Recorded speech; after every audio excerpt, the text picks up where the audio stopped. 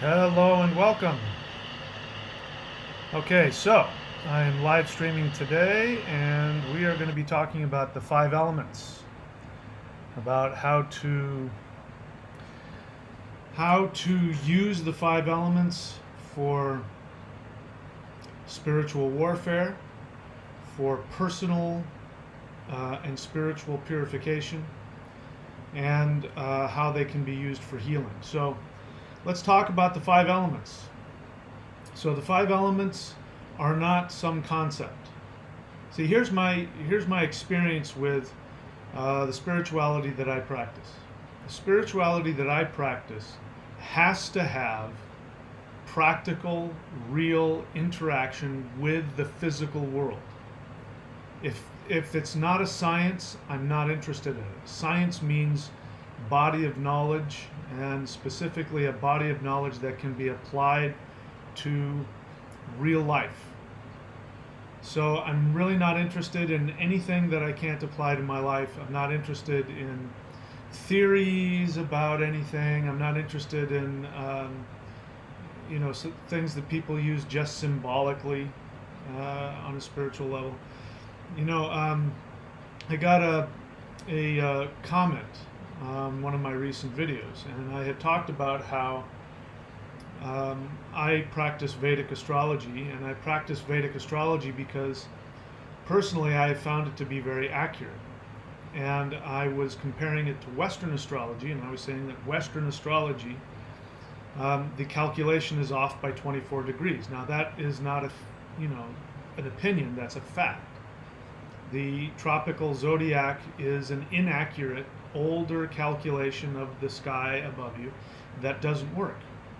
And in order to get an accurate calculation of the sky above you at any given time, you need to use the sidereal zodiac, which is 24 degrees different than what Western uses. And so somebody left a message on on one of my videos saying that you can't just discard Western. I like to use them both. And to me, what I hear in that is somebody who is just simply talking about personal preference. They think it's cute. They like it. They like them both. Doesn't To me, I don't hear somebody who is wanting to use this spiritual science in a practical way and doesn't want to see the real effects. He just wants to dabble in something cute and fun. I had this experience, early on when I got involved with the mythology of my ancestors, and I came from Taoist and Vedic and yogic practices and that kind of thing. I heard people giving, and well, I won't use the term, but some new agey type of spiritual people. Well, I heard people giving them a bad name, so I thought I'd go check them out. Sure enough, it was a bunch of people whose lives were not put together. They were, either really physically ill, or they smoked cigarettes, or they were on drugs, and they, one woman came up to me and said, "You have a dragon, and his name is George, and George says that you," and it's just fantasy. So that, again, I won't use the name for that spiritual practice, but that is obviously not something I'm interested in because it doesn't have there's no practical application of that. How does the thought that I have a dragon named George, how does that help me? So the five elements, bottom line is the five elements are not something that you can theorize about. If you can't practically use them in life, if they're not an actual energetic science that follows certain laws and there will be, certain effects to it, then I'm not interested. So, I'm going to be talking about the five elements as I have worked with them, and there are definitely practices that you can use that will tap you into them so that you can feel them and experience them. Okay? So, what are the five elements? Let's take a look at that. So here we have five elements down here. So this is one version of what's known as the Bagua, the eight gates. I call it the thunder wheel. You can call it the medicine wheel. I don't really care. But we live in a universe that is made up of 9 universes. And so those 9 universes represent the 8 directions plus the center. And each one of those directions has a magnetic signature. In fact, I was going to get some kind of a graph that showed how the magnetic energy comes out of the earth and all that. We have a north pole and a south pole, and these have different energy signatures. So each one of these directions has a specific magnetic energy signature to it. And when you look at spiritual practices from around the world that have an unbroken connection to their prehistory, as opposed to what I was referring to earlier, which is something modern that people make up and they just kind of throw things together and they want to play spirituality, and they don't understand that these things come from observation and experimentation. So you'll find in different spiritual practices from all over the world that have an unbroken connection to their prehistory, you will find that each one of the 8 directions has a specific energy signature. Now, each culture will use different symbology to express it, but you'll find that the meaning is the same. Whether we're talking about the Chinese in the Taoist tradition, or if we're talking about the East Indian, the Vedic tradition.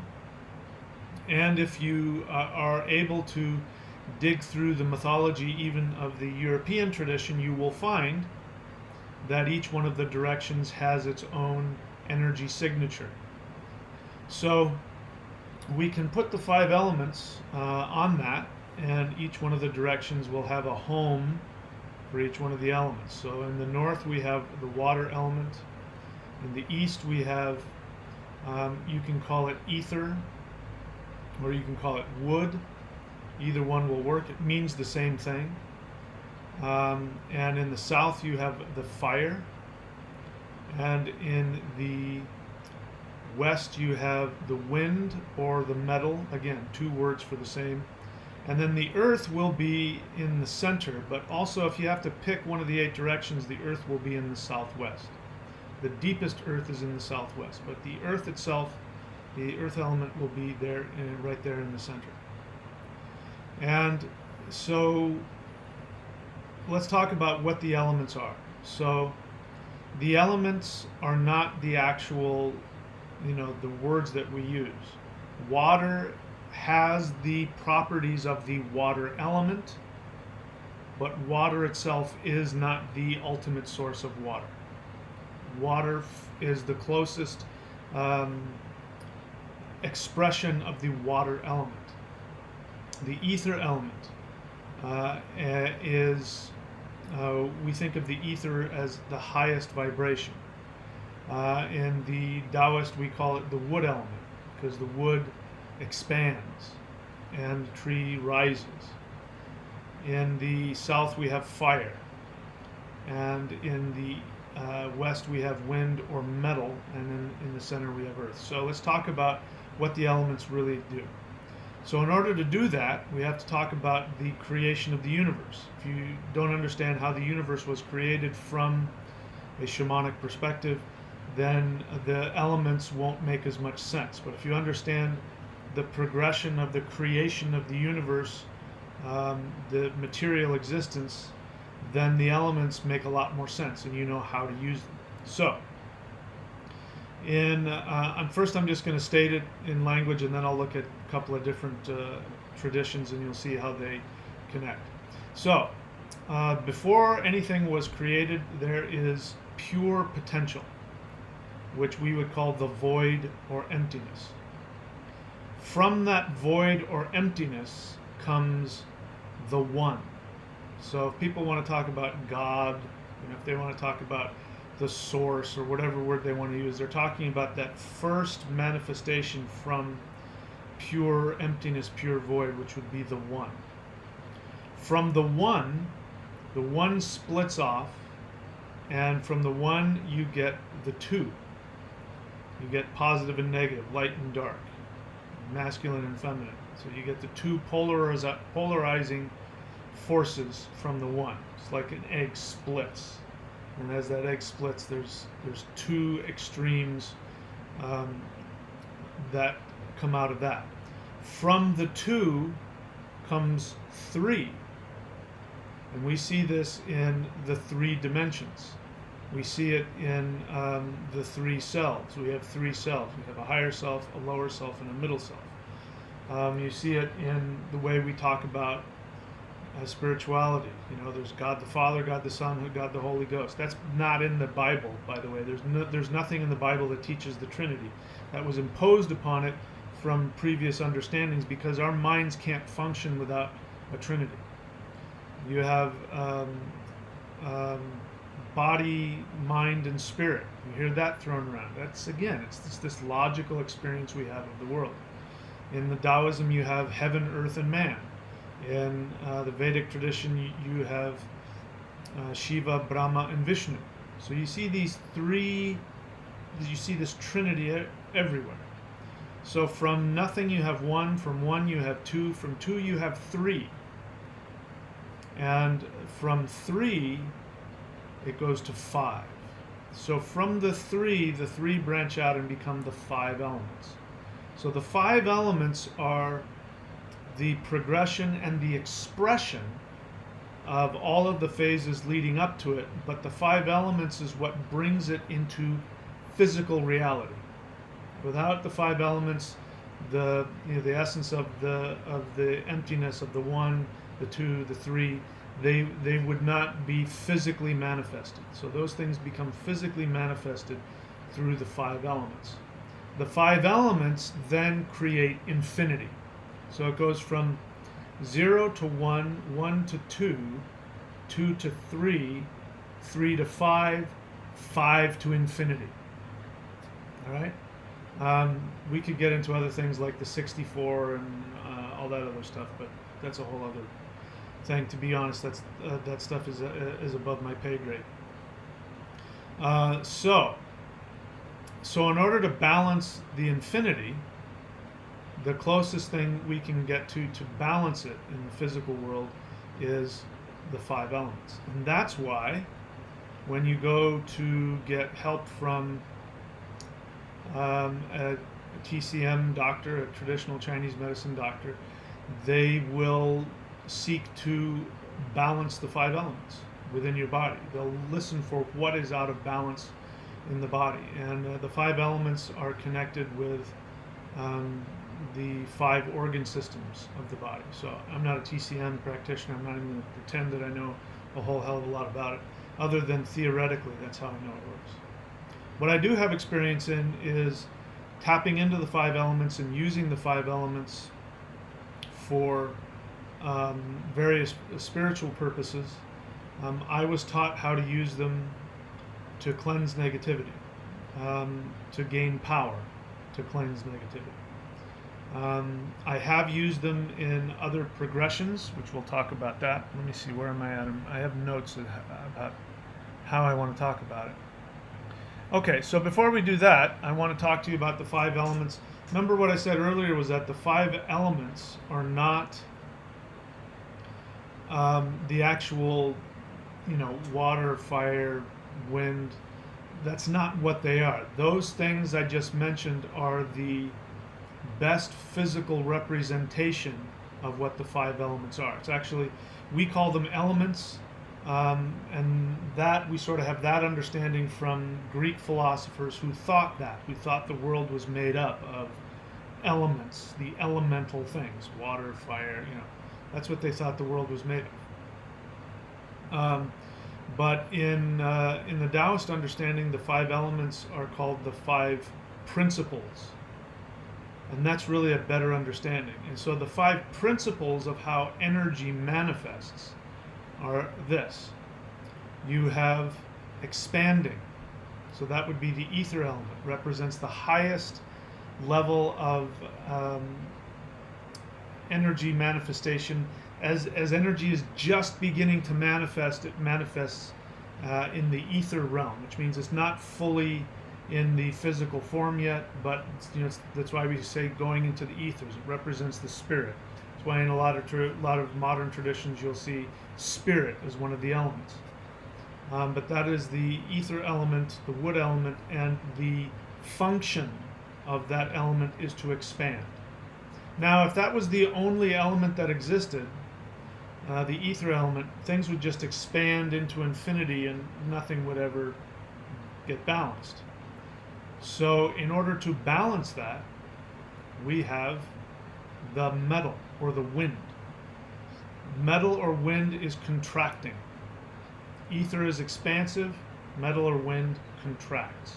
So we have these two elements balancing each other, and that's why you see ether in the east, which is where you will experience it. If you want to experience the ether energy, face east or northeast, and you can meditate in that. And there are sounds you can use, which we'll talk about later. If all we had was the metal element or the wind element, then everything would just collapse in on itself. So we need the dynamic tension between expansion and contraction, and then physical reality has a place to live.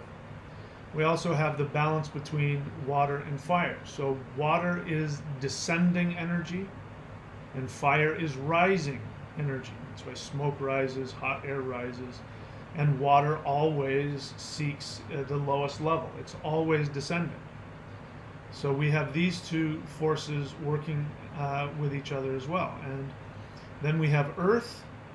Earth is what's the best word I can use for that?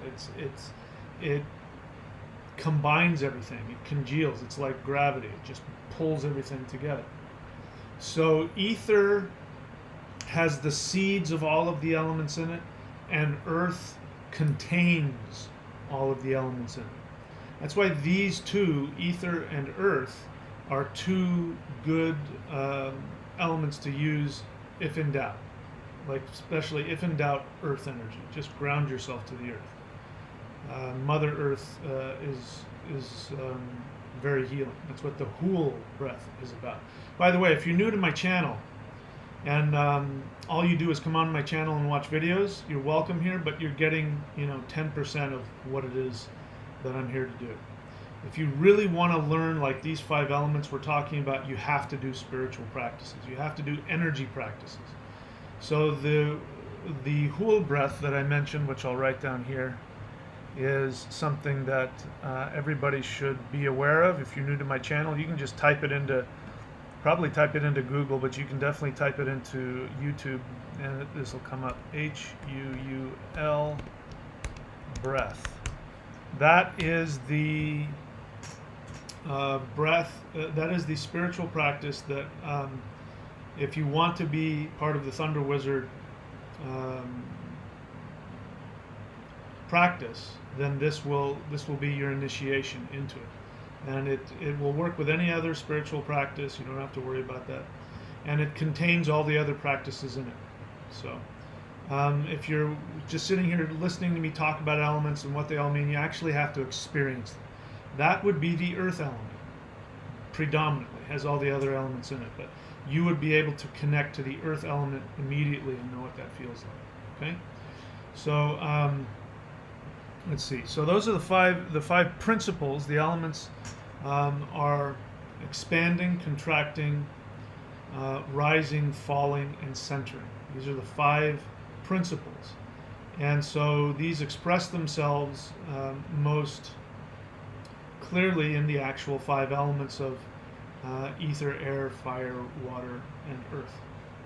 All right, so in terms of healing, there are 2 elemental progressions that I want to talk about. But before I get into that, I just want to check in with the questions here, so we don't have a lot of questions. We've got 29 people watching, so feel free, if you do have a question, feel free to ask it. Please write the word question When we get a lot of people on here, I tend to just bypass anything that's not a question.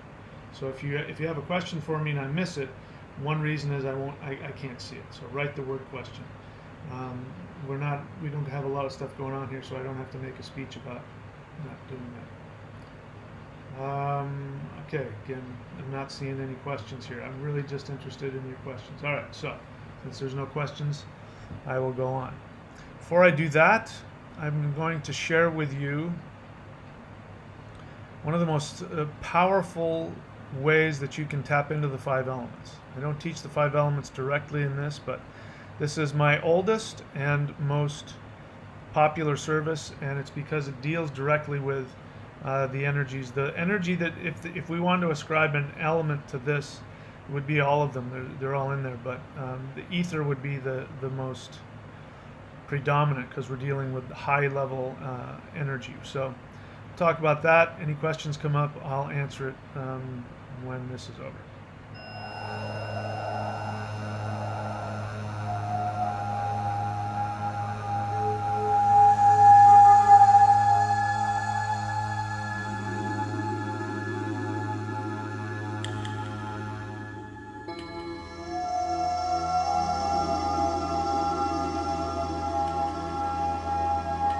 Hi, I'm Michael Denny of SpiritTao.com, and this is Celestial Negung Part 1. Celestial Negung means that this is power that is descending from heaven. And the idea is that we are all microcosms of the entire universe. You are the entire universe, and everything around you is simply the projection. You are looking within yourself. So when you look up into the stars at night, you're actually looking deep within your own body. When you look at the sun, the moon, the trees, the flowers, you're looking within yourself. This is Negung. And so what we're doing is we're simply releasing that infinity from within us. You are tapping into and releasing the power that is within our own body, our own cells, our own organs. So one of the reasons that I'm making this DVD is in the hope that the essence and the spirit of the teaching of the Shang Qing arts can be taught to the world at large, and it is my hope that the core essence of what the Shang Qing tradition is will continue to live and grow and evolve. As we move on into the Aquarian age, everything is changing. I don't need to tell you that. The entire world is changing, and what we are seeing now is that if people hold on to external things, they are very challenged in life. And those who are making the transition into the next phase that we are moving into in the world as we approach 2012, those who look within and find their source of strength from within, those are the people who are getting the most out of life and will make the transition into the next phase of evolution most comfortably. It is my belief that the Shang Qing tradition is one method whereby human beings can evolve into the next level of being in the most comfortable fashion and be able to take advantage of the rapid, energetic, mental, and spiritual changes that are going on in the world today.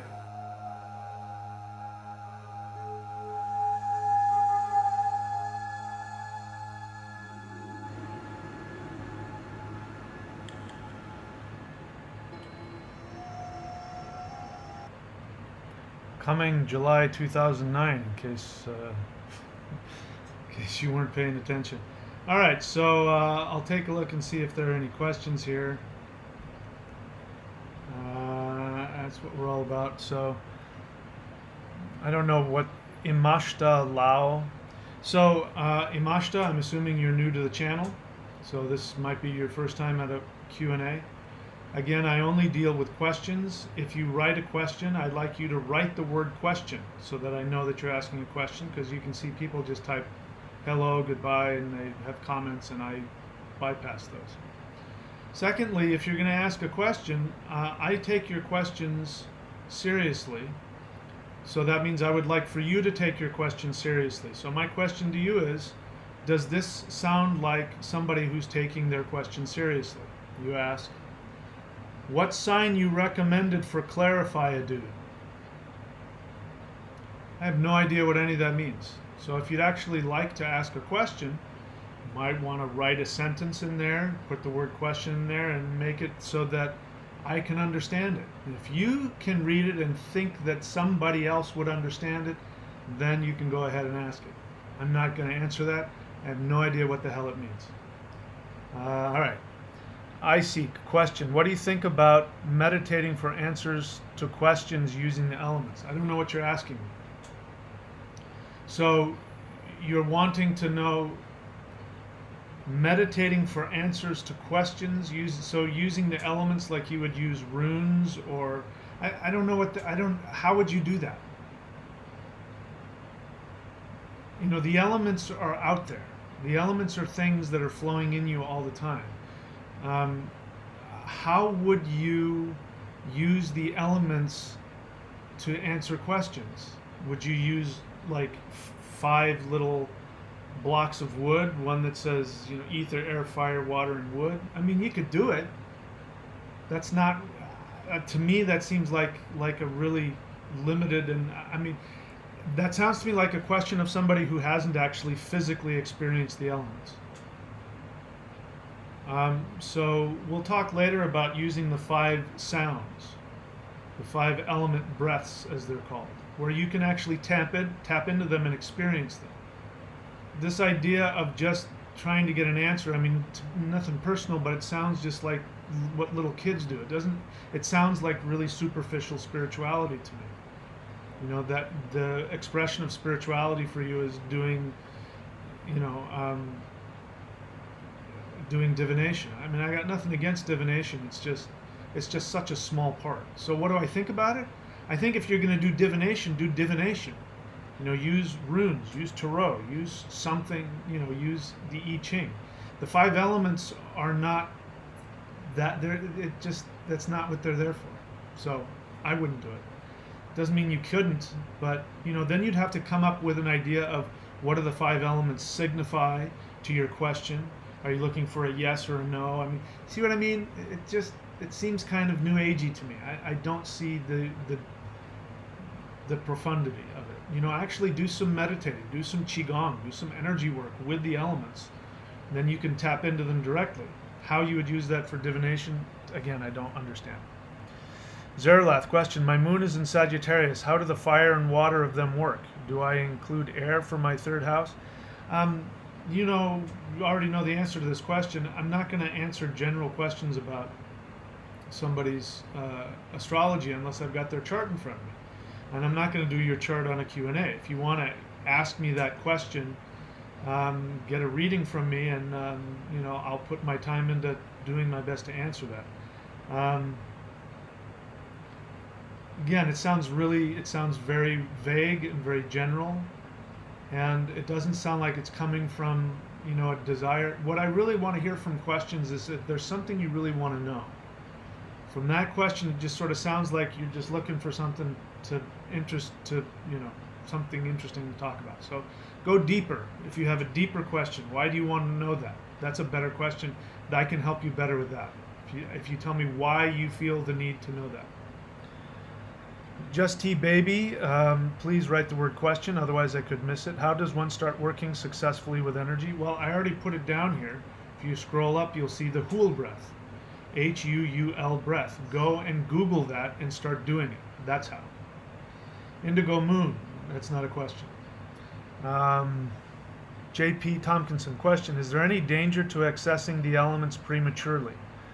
What do you mean prematurely? You're already accessing the elements. You have the elements flowing through you all the time. Your heart is fire, your kidneys are water, your stomach is earth, your lungs are air, your liver is ether. So, again, it sounds like there needs to be some education about what the elements are. Best way to do that is with energy work. I'm going to give you an exercise at the somewhere in this video about how to access them directly. You can do it today. You don't have to do anything special. And you can tap into the 5 elements and feel them and work with them. And you can begin to balance yourself and increase your energy. Again, these things aren't just ideas. They're there all the time. Kundalini is not the same as the elements because Kundalini is something that has to be awakened. It's actually not entirely true, but in order for you to have a full experience of it, there has to be an awakening. And a lot of people don't awaken their Kundalini, but everybody, because they are made up of the 5 elements, everybody has the 5 elements in them, working in them all the time. So accessing them isn't going to harm you. Unless you were to do some really crazy, powerful energy thing and you weren't balancing the elements. And so if you work with all 5 of them, you will automatically balance yourself. I seek question, how can I find clarity? I mean, how am I supposed to answer that? What answer could I possibly give you? Take the blue pill? Take the red pill? I forget which one does it in the movie. But that's a really general question. I mean, come on, think things through a little bit more than that. It's a big question. What do you expect me to say?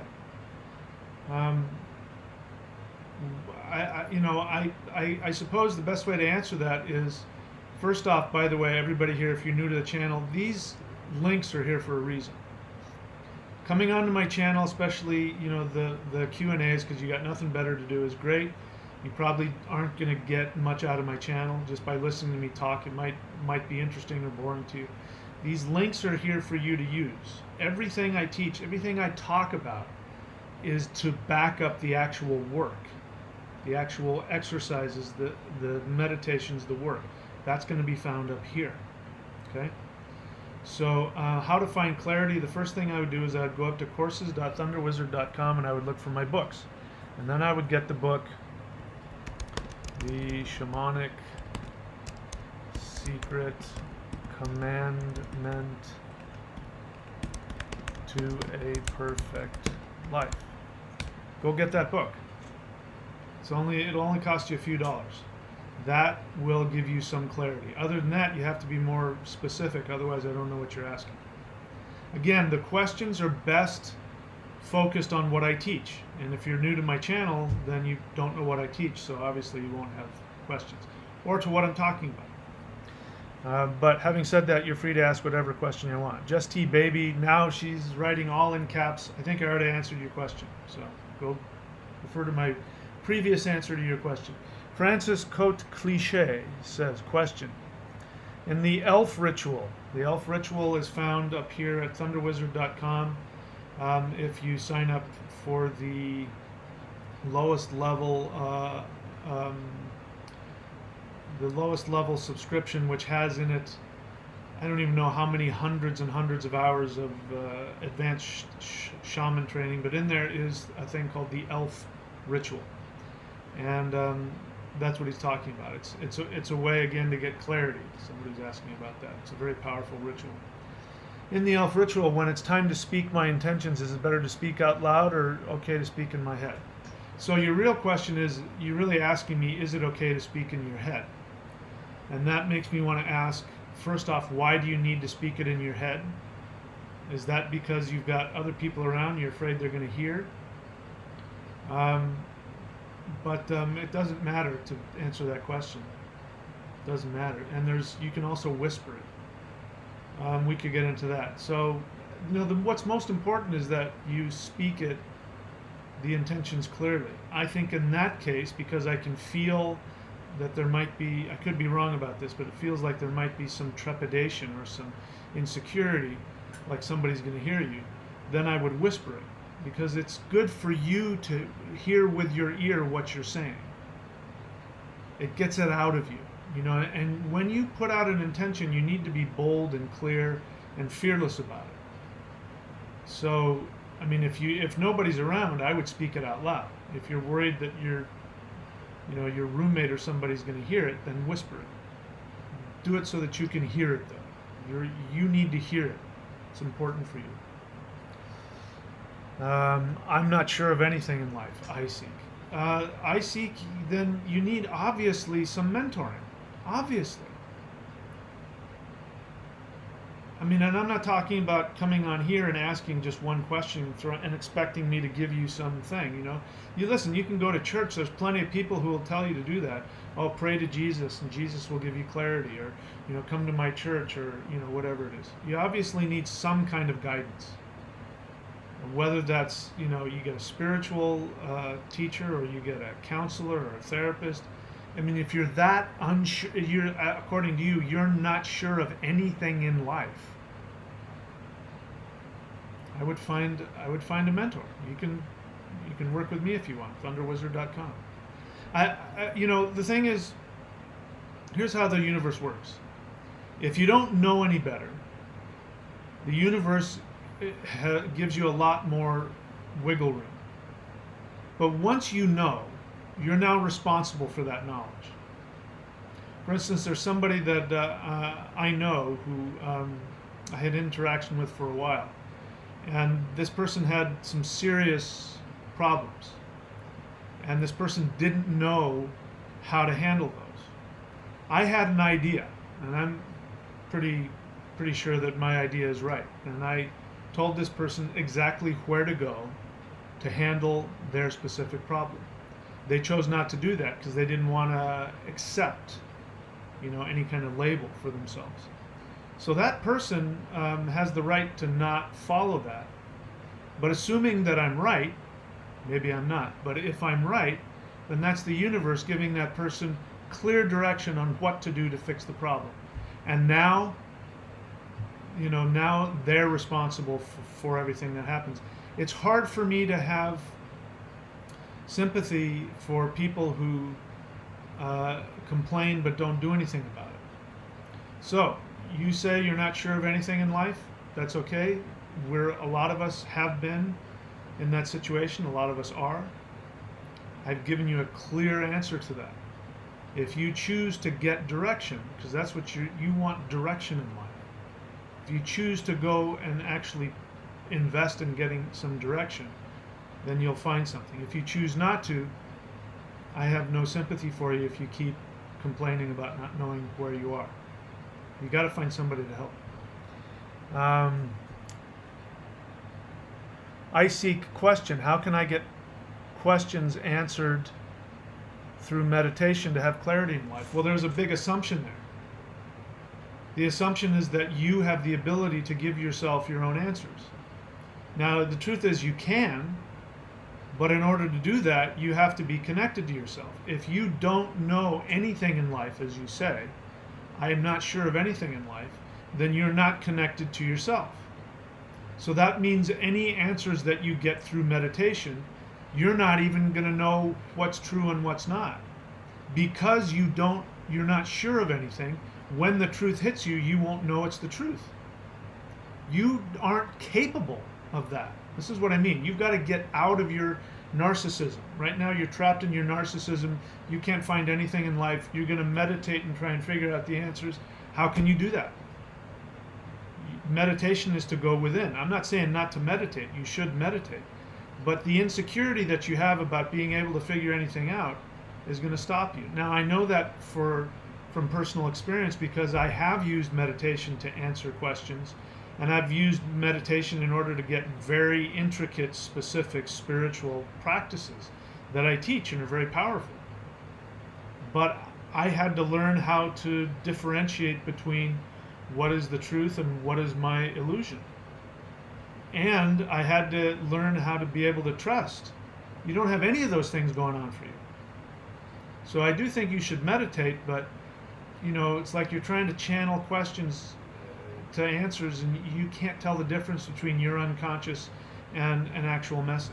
You need guidance. So find a meditation teacher who has life experience, who can help you find ways to guide you through life and at the same time teach you how to meditate and to hear yourself.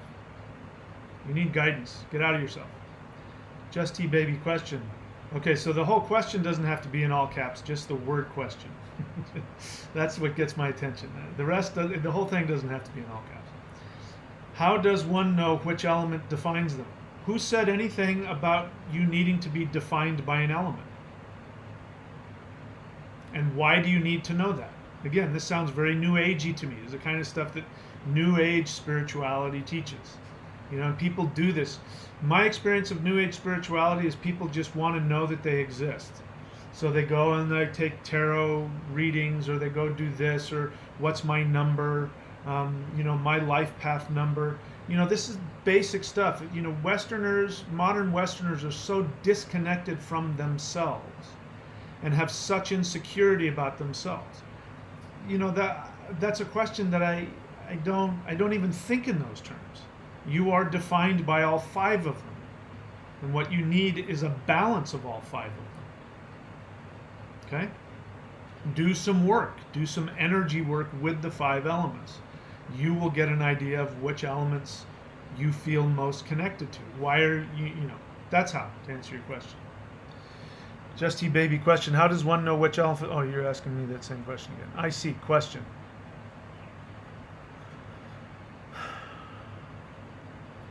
I have a candle, plant, water, and incense on my dresser.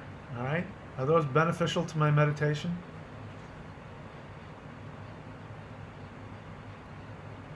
What do you think my answer is going to be to that? Yes? No? How can I become cognizant to have guidance in my life? So I think you probably answered those questions. You need guidance, obviously. You seriously need guidance. You're talking about little stuff up here, and this is what you need. And you're trying to worry about little things up here. You need this whole thing. Go get some guidance. Go find a tradition. Go find a teacher that has a tradition to teach you. Follow that tradition. Get some depth to your experience of your spirituality. Stillness speaks. Question. How do you use the five elements to fight off long-held resentments and move on with life?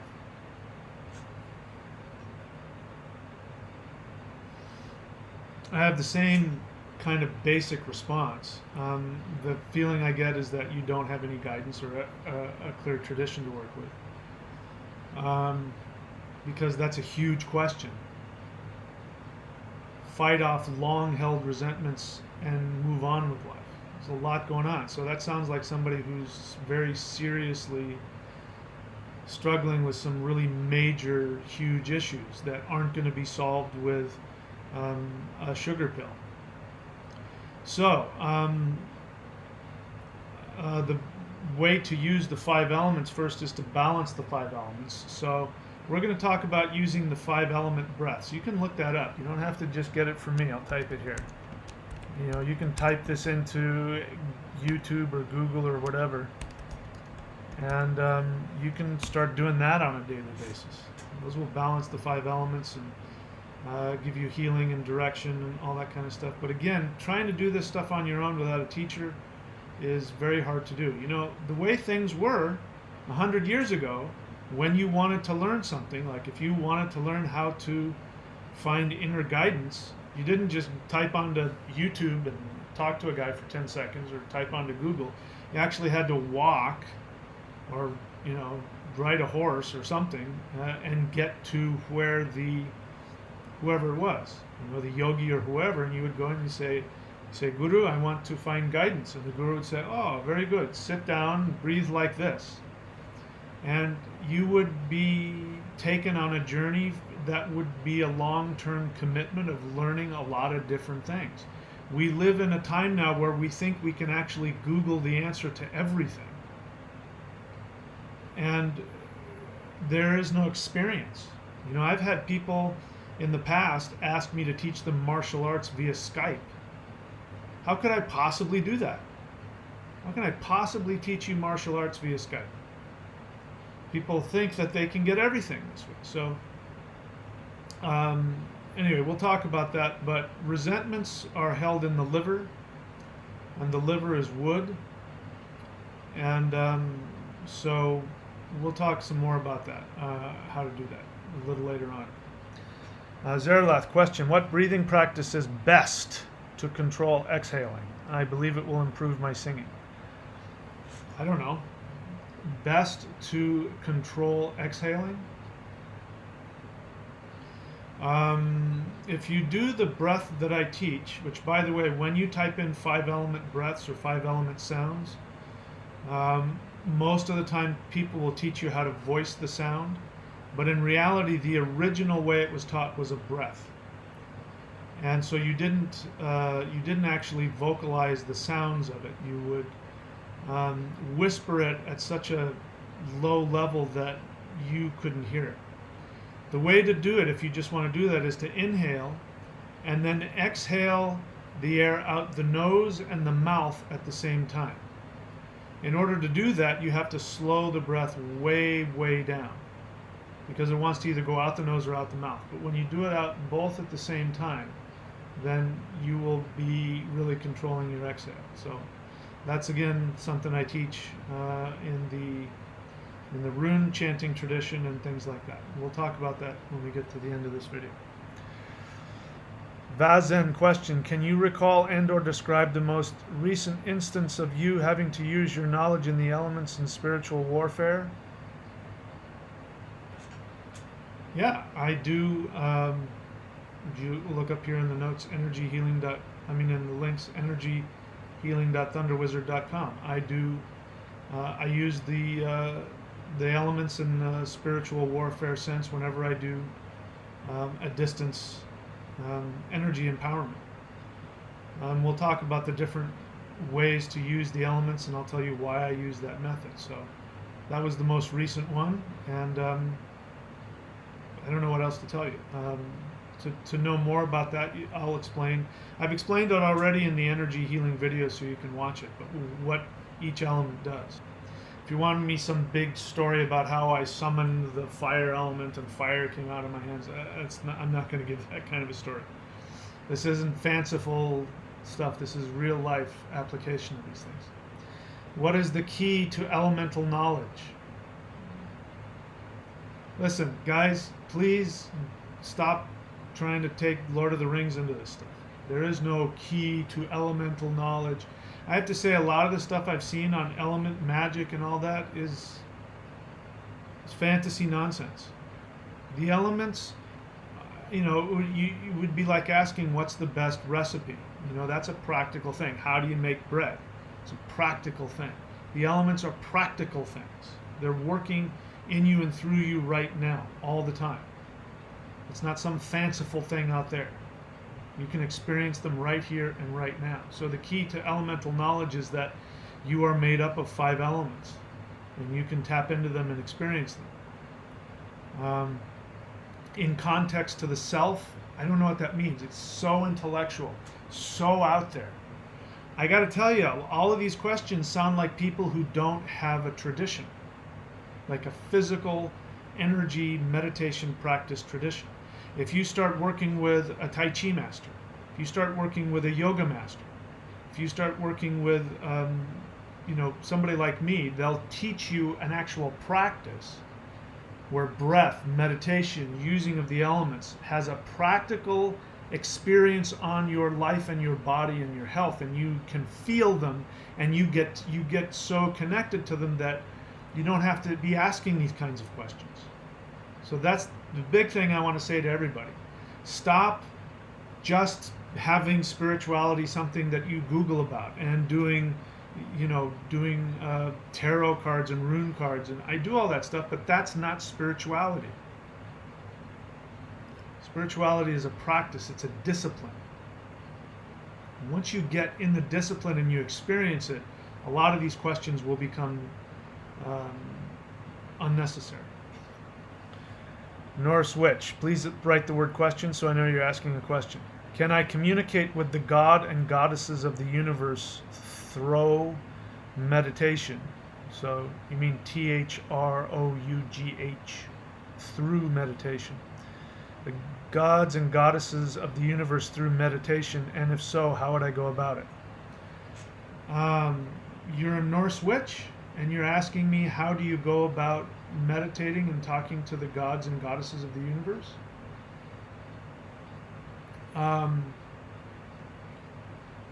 Well, first thing I want to say is go to thunderwizard.com and subscribe at the lowest level and follow that course, because I'll tell you how to do all that. There's all kinds of ways to do that. Our ancestors, according to the historian Tacitus, when the first Romans came to northwestern Europe. They saw our ancestors and saw that, from their perspective, that we were very primitive. We didn't have temples, that the gods and goddesses were innate in nature. We didn't have idols or anything like that. So if you wanted to tap into the goddess of the water, you went to the water's edge and you gave offerings to the water. Those kinds of things. So physical connection. Go outside and sit under the moon and talk to the moon. Go out and talk to the stars. But if you want to learn how to do that, there are sciences to do that. That's what mantras are about. So if you want to learn a specific mantra to a specific deity and learn what ritual to do, and again, these things are sciences. And the only people left on the planet who still practice an Indo-European spiritual tradition that has been unbroken since the beginning of time, the only people left on the planet who do that are the East Indians, the Hindus, the Vedics. There's no other Indo-European religion on the planet that is being practiced and has been practiced continuously. You want to learn that? You want to learn the science of that? I would start looking into that. If you get an astrological reading from me or from one of my apprentices, I will give you a specific ritual with a specific mantra to a specific deity associated with whichever planet in your chart is most beneficial for you. So again, that's a really huge open-ended question that I can't answer like that. I would have to work with you to find out what you need and what will work best for you. Okay? So other way to answer that is go to thunderwizard.com and subscribe and watch those videos and learn. So it's a big science.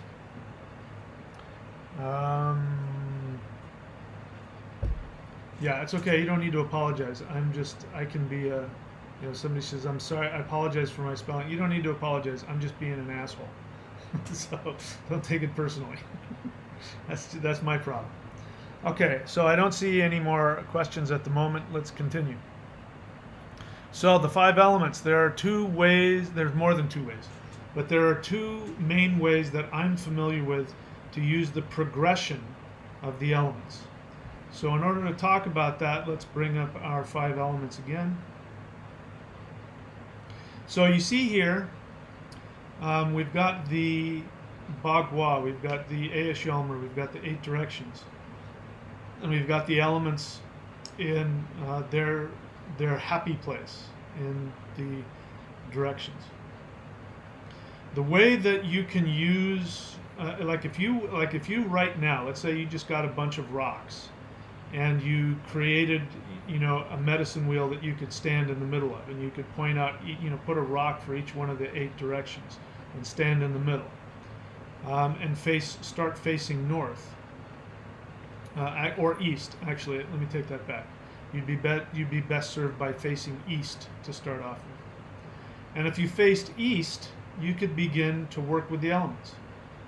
And you could do that in all kinds of different ways. In my book, The Thunder Wizard Path, again, people want to know how to get started. Go to courses.thunderwizard.com and look for my book, The Path of the Thunder Wizard. In there, I give specific directions on how to create a thunder wheel, how to call the elements, how to meditate on the elements. Again, these links are here for a reason. Make use of them. One of the things you'll need to know if you want to get anywhere in spiritual work is that you are going to have to be self-motivated, and you are going to have to put effort into things. So it's a little confusing to me when every time I come, I have these links up here and people ask these real questions like, how do I get started with meditation? How do I get... I've created so many books and services and things, and I do that because if it were me, and I was, when I was in my searching phase, things were a lot harder back in the day. I actually had to get in my car and drive to bookstores and I had to look through bookstores, and then I had to get a book, and then I had to go home and read the book. I had to go to a class and work with somebody, and I had to have them teach me something. You had to put effort into finding things. You couldn't just type things into your phone because your phone was on the wall. You had to pick the phone up and dial it to connect to anybody. So if you're really serious about learning, put some effort into it. Put some effort into it and click on the links and go there and learn all that stuff. Anyway, so all right, so the 5 elements. So you see here in the 5 elements, the best way, what I was trying to say is you can start by facing east and start with concentrating and bringing the ether element to you. And in the book, The Path of the Thunder Wizard, I teach you a bunch of different things, how to stand and what to do to call the element to you. And then you go in a clockwise fashion. So this is how energy works. Energy moves in a clockwise fashion. And this works, people ask me this as well, because I'm in the southern hemisphere right now, I'm in Australia, so people ask, is it opposite? And it's kind of amazing to me, because there are people like really well versed, people in like Taoist traditions, who use the 5 elements and understand that, and they want to flip everything upside down. They want to put water in the south and fire in the north, because they think, well, we're closer now to the South Pole. But what people are forgetting is that there is a magnetic signature, and the magnetic force of as it goes through the earth is the same whether you're in the northern hemisphere or the southern hemisphere. I'm closer to the southern hemisphere, so I'm more affected by the energy that's coming out of the bottom of the earth instead of the energy that's going into the top of the earth. But it doesn't change that. I wouldn't change the directions around just because I'm in the southern hemisphere, because north is still north and south is still south, and each of those poles have a different energetic signature, magnetic signature. So each one of these directions are always giving out the same vibration all the time. So you start in the east, and you work first with ether, and then you move to the south and you work with fire, and then you would move to the southwest to work with earth, and then you would go to the west and work with wind, and then that brings you back up to north again. That is what is that called again? It's the I forget what they call that, but that progression, which goes ether, fire, earth, air, and water, or wood, fire, earth, metal, wood. That is the progression that builds energy. And this is usually, if you go and you want to learn about how to use the elements for meditation, for healing, that is usually what you're taught first, that you go in that progression. And that is a very user-friendly way. It's each element is building off of the other. So in other words, ether, it would be like gasoline, right? You pour gasoline on, and it makes it's also wood. So wood is burned up by fire. The ashes from the fire go down into the earth, which creates the metal, which is the same as wind, and then you go deeper than that and you find the water. So each one of the elements builds upon the other. The other way to use the elements is, or an other way to use the elements, is for purification. And this is used a lot in healing, and this is how you use it when you're fighting negative spirits, when you're fighting demons, ghosts. You would use this progression. And this one, each one of the elements is used to defeat the other elements. They call it the insulting cycle, and I don't understand why they call it the insulting cycle. That sounds weird to me. But the wood element or the ether element, wood comes out of the ground. Wood, like anything, when plants get too much, they become a fire hazard. They clog everything up. They clog the energy up. Somebody asked about resentments. This is where resentments reside. Resentments will reside in the ether element, and so you need to chop it down. So when you have too much growth, you use metal. So you go straight from atom over to wind, or wood to metal. Metal chops down the wood, and then you have a bunch of dead wood. So then fire will melt the metal and burn up the wood. And then we go to water, because now you have this fire that's going, like we have here in Australia. We got all these fires. And now you need something to put out the fire, and you use water. Now water starts to flood. If there's too much water, it floods. And so what ends up happening is that the earth soaks up the water. So you have the wood comes up, the metal chops down the wood, the fire melts the metal, the water puts out the fire, the earth soaks up the water, and then what happens again? Up comes a tree, because then the earth brings all those minerals from the metal and from the ashes and all the other things that the earth has, and then up comes the wood again. Okay, so that's the cycle of that. So that's what you would use to purify the elements and to fight against negativity. That is what I primarily use, and I found it to be extremely well. It just, you continuously are refining, and it makes the energy very high level and very intense. And that's why, one of the reasons why, as I practice the spirit fighting, when I talk to you guys, I'm just so ruthless. One of the things that happens is, the spirit fighting energy makes you really ruthless. It's nothing personal. I'm not trying to attack anybody. It's just that's the way the energy makes you want to be. So next thing. All right, let's see if we do see what other questions we have now.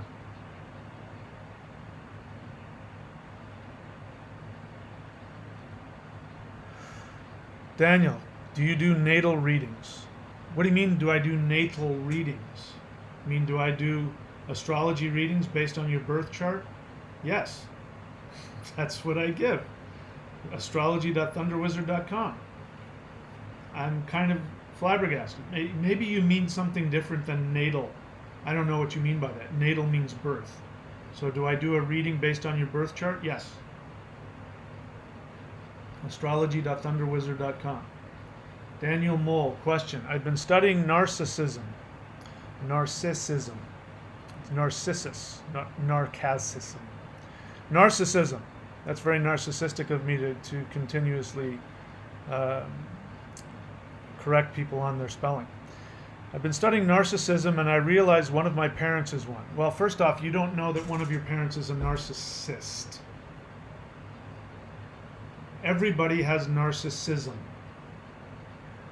Even you. It's very narcissistic of you to think you know that you can diagnose your parent. Having said that, there's a big difference between somebody who is a full-blown narcissist, who has narcissistic personality disorder, and somebody who is narcissistic. So Daniel makes me want to know how old you are, because you're, anyway. So you think you realize one of your parents is a narcissist. And then you ask another strange question, which is, do you think it's a good name? Because the name they gave me translates to God is my judge. What do those two questions have to do with each other? That's not a question. Do I think that your name is a good name? I don't know. Why do I mean, it's just a name. What is this question about, Daniel? Nothing personal, but there's nothing in that question. It's very superficial. There's nothing there. I don't know what to do with that. Yeah, Psychic Cynthia is helping me out. It's the generative cycle. Countering destructive cycle is counterclockwise. That's not what I gave. So that's a different thing. I don't teach that. The only two that I use are the generative and the insulting. And there's a lot of people that don't even know there is an insulting. So the conquering the destructive, the counterclockwise, that's a whole different deal.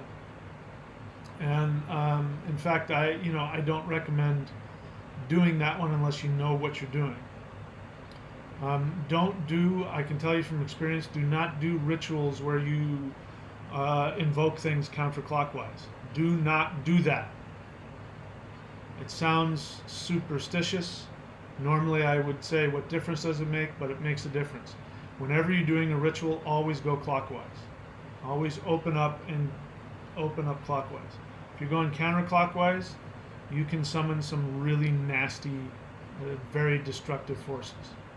I did it once by accident. I mean, we could debate whether or not it was an accident, but holy crap, what was unleashed when I did that? I don't recommend doing that. So, this is not, we're not talking about the conquering or destructive cycle, that's something different. The insulting cycle. It doesn't go clockwise or counterclockwise. It goes from east to west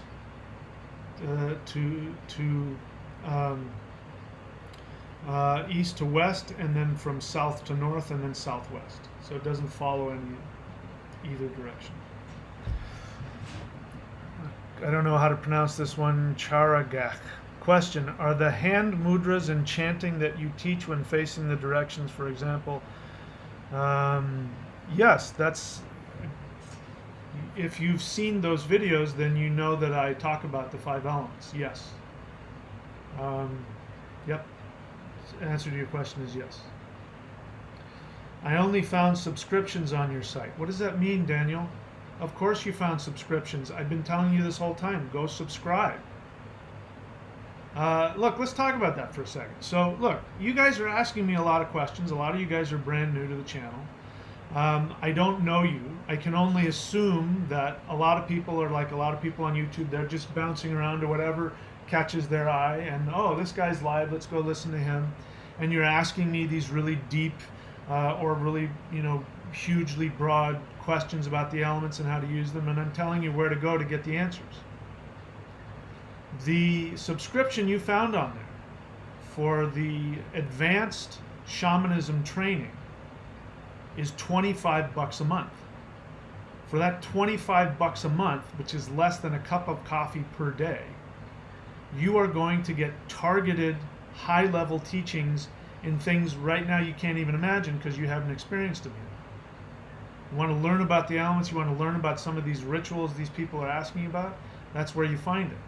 So yeah, those are subscriptions. I haven't hid that. You want to learn? Invest in yourself. Okay? You're not going to get an answer from me in 5 seconds or 10 seconds that's going to give you the depth of what you want. You're going to have to put some time and effort into it. Okay? So that's what these links are there for. If you really want to learn, you have no idea how much of the stuff that I've given out I wasn't supposed to teach. Because it's against the rules and that's too advanced and all that. I even do it on the free channel. Same thing on the free channel. You can find this stuff even if you don't want to subscribe on the site, no problem. Go to this channel and just start binge watching as much as you can. Put some effort into it. This is what I'm saying this because this is what I would have done when I was in your place. If I had found my channel, I would never be off it. I would be on learning so much stuff so that the questions I would have for these free Q&As, I would have very specific questions like some people do. In this ritual and in that practice, do I face this direction and how do I do that? Because you'll, trust me, there's stuff on there. If you just gain one of them, like the Hool breath, which I've already given away, if you just spend the rest of your life doing the Hool breath for an hour a day, it'll eventually give you everything. Master over the 5 elements, give you amazing energy. It will open up whatever your spiritual gifts are, whatever. If you have any karmic connections to any kind of supernatural powers, those will all be awakened if you do that work. I'm telling you guys, it takes effort and time and discipline. Do the work. You can have what you want. Okay, what else? Zeralath, question. In your book Thunder Shamanism, you show the Taoist wheel. Is the I Ching a part of element work? The I Ching is not element work. The I Ching is divination. So the elements are everywhere, but the I Ching isn't focusing on the elements. The I Ching is focusing on divination. But if you're working with the wheel, the 5 elements are there. You don't have to worry about that. You know, if knowing the elements was important for you to know how to practice I Ching, then when somebody taught I Ching, they would talk about the elements. So you don't have to worry about it.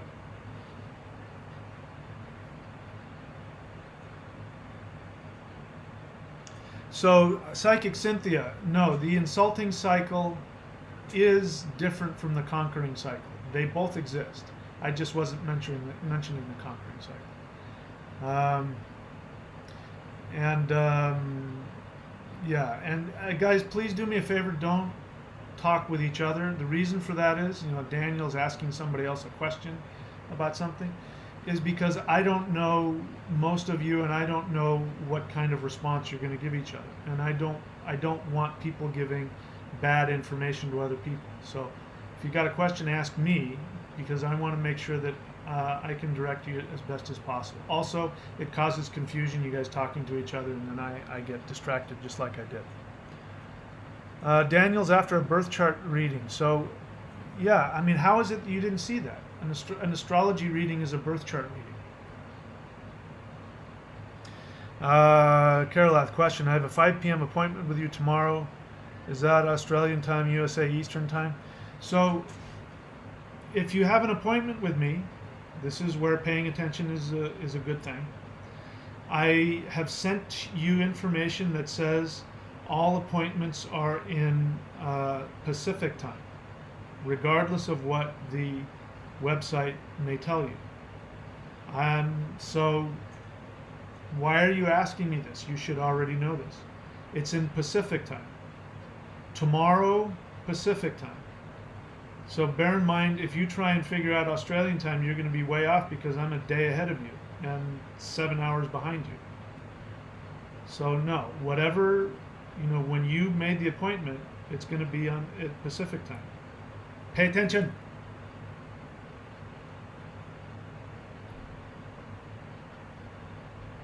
Okay, so Daniel, I'm this close to blocking you. Okay?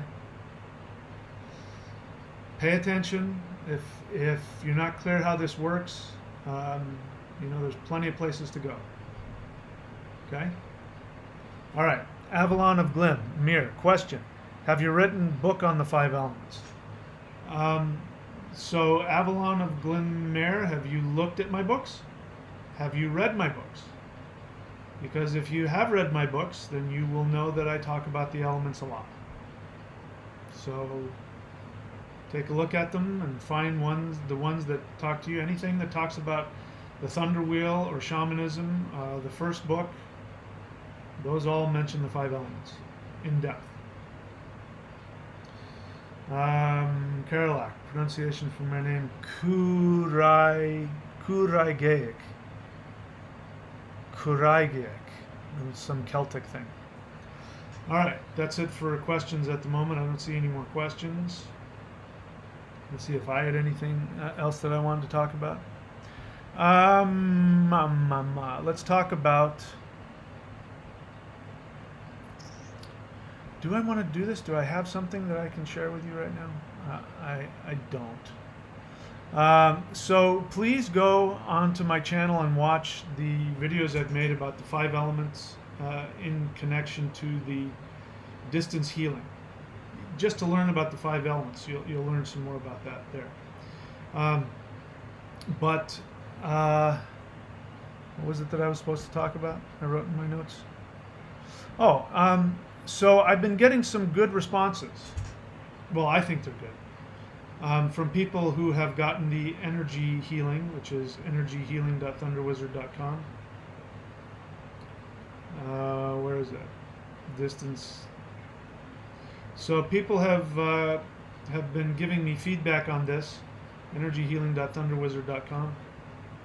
And although it is not my intention, nor am I advertising that you're going to have some kind of feeling as a result of me doing this. Some people have had that experience.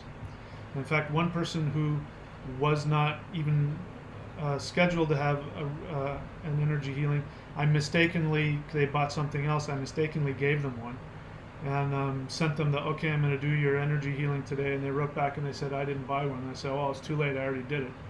And then they said, oh, well, that explains it, because this morning I saw sparkles in the air and I felt this and I slept really well. And I think so. But the reason why I'm bringing this up, not only to point this up for anybody who's interested, energyhealing.thunderwizard.com, but because I have also been getting requests to teach it. And so I want some feedback from you guys. If you are interested in learning how to do distance energy healing, it would be a course, by the way. You would have to pay money for the course because it's going to take me a lot of time and effort to put it together. So bear in mind, I'm making that clear. If anybody's interested in purchasing a distance healing course and how to do that, let me know. And if there's enough demand, I will make the time to put one together and teach you how to do that. So anyway, I wanted to put that out there in case anybody was interested in learning that. All right. Lorraine Harvey says, yes, I'm assuming to my question. Please be clear, because bear in mind, I'm not going to know what you're talking about. So if you say yes, distance course, that way I know what you're talking about. You can also just put it in the comments after this has been archived as well. All right, so I don't have anything, any more questions at the moment. I want to give people to answer that last question, and what I'm going to do again is I'm going to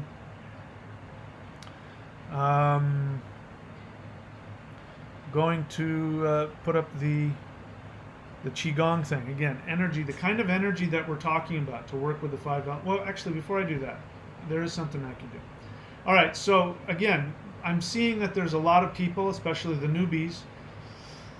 This is just my take on what I've read from you. The experience I get from reading your questions is that you really don't have a personal experience with a tradition.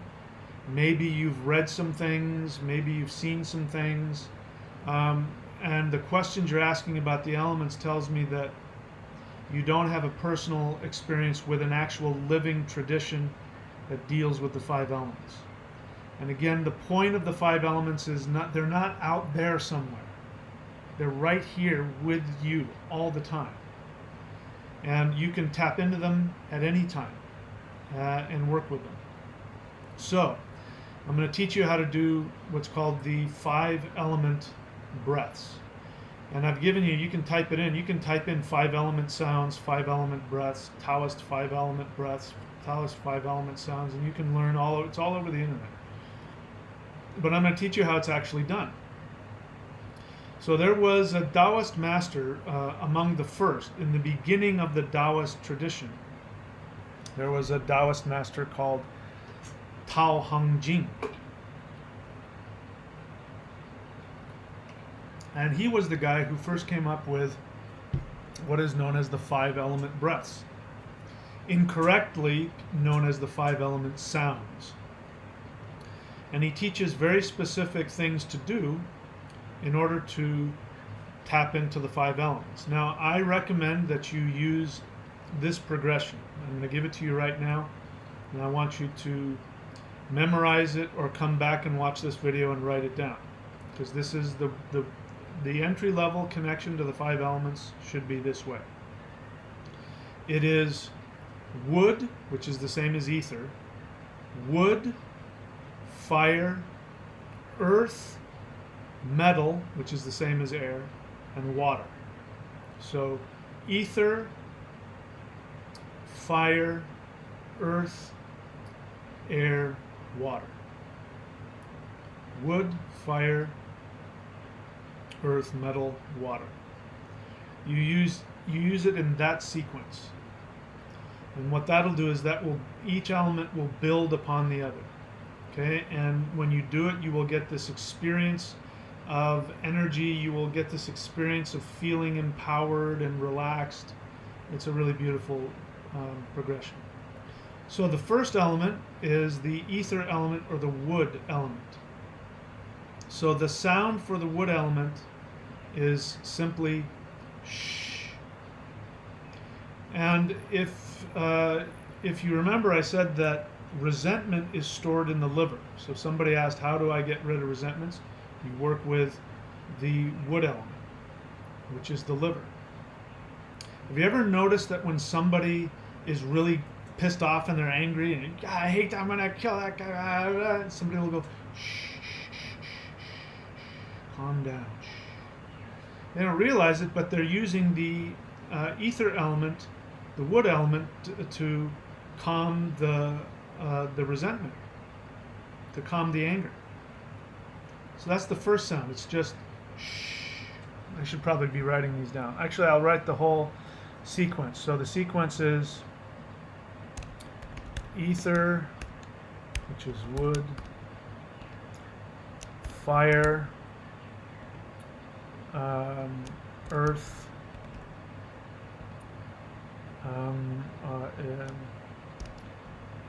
air, which is metal, ether, air, fire, ether, fire, earth, air, ether, fire, earth, air, water. Okay, so that's the progression right there. Now you've got it written down. That's how you do it. So the ether sound is, I'll write them all down first, and then I'll talk about them. Ether is shh. Fire is ha. Fire, ether, fire, earth is who. Ether, fire, earth, air. Metal is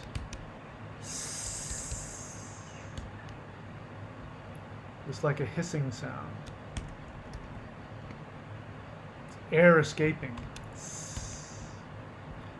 Ether, fire, earth, metal. Water. Water is a little difficult. Water is a guttural sound. It's, let's see if I can,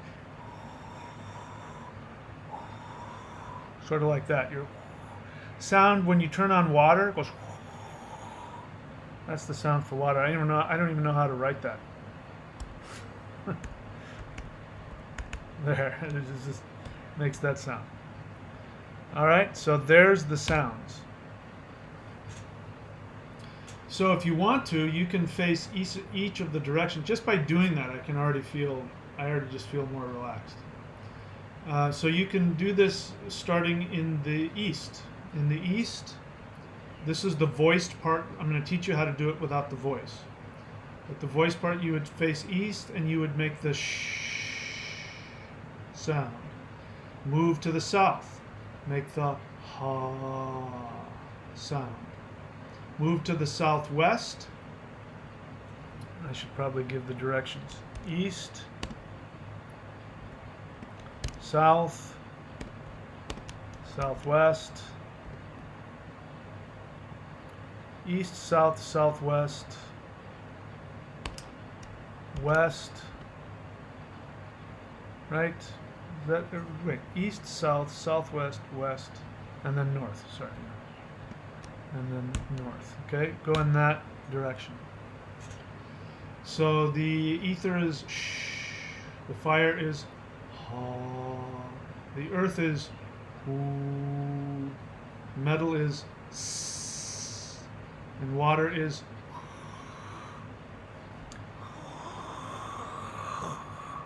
okay? Now that you know what it sounds like when you put like actual sound to it, which even if you do that, I can still feel it. It still stimulates the 5 elements. So this next part I'm going to teach you is an advanced part. You don't have to worry about it. If you don't want, just voice it and you'll be fine. What I would recommend doing is just do that. Just keep doing them in a row like that.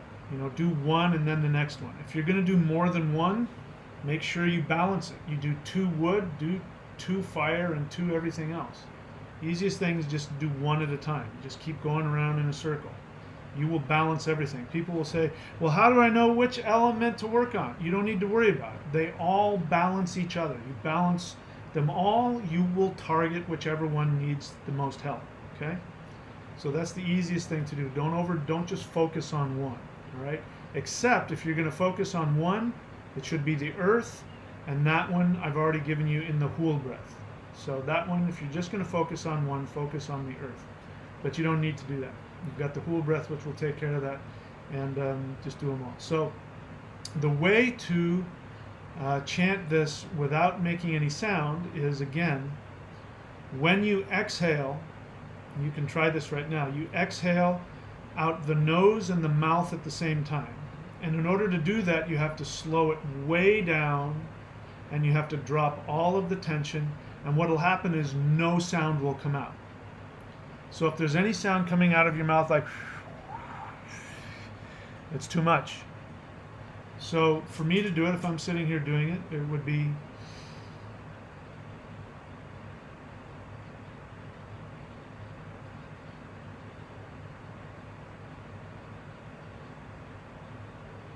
okay, so I didn't even get 1/3 of the way of the air out. But, you know, it takes concentration, and I close my eyes because once I get it, I start going immediately into trance.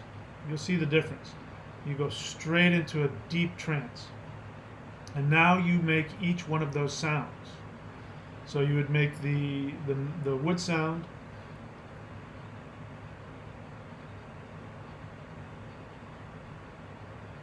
Okay? The fire sound.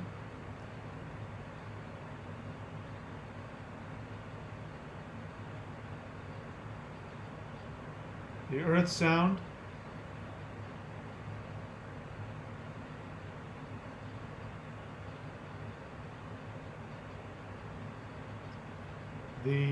See, I'm getting really stoned right now. And then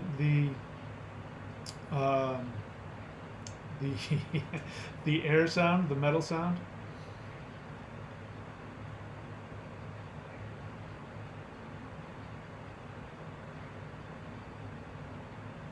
And then the water sound.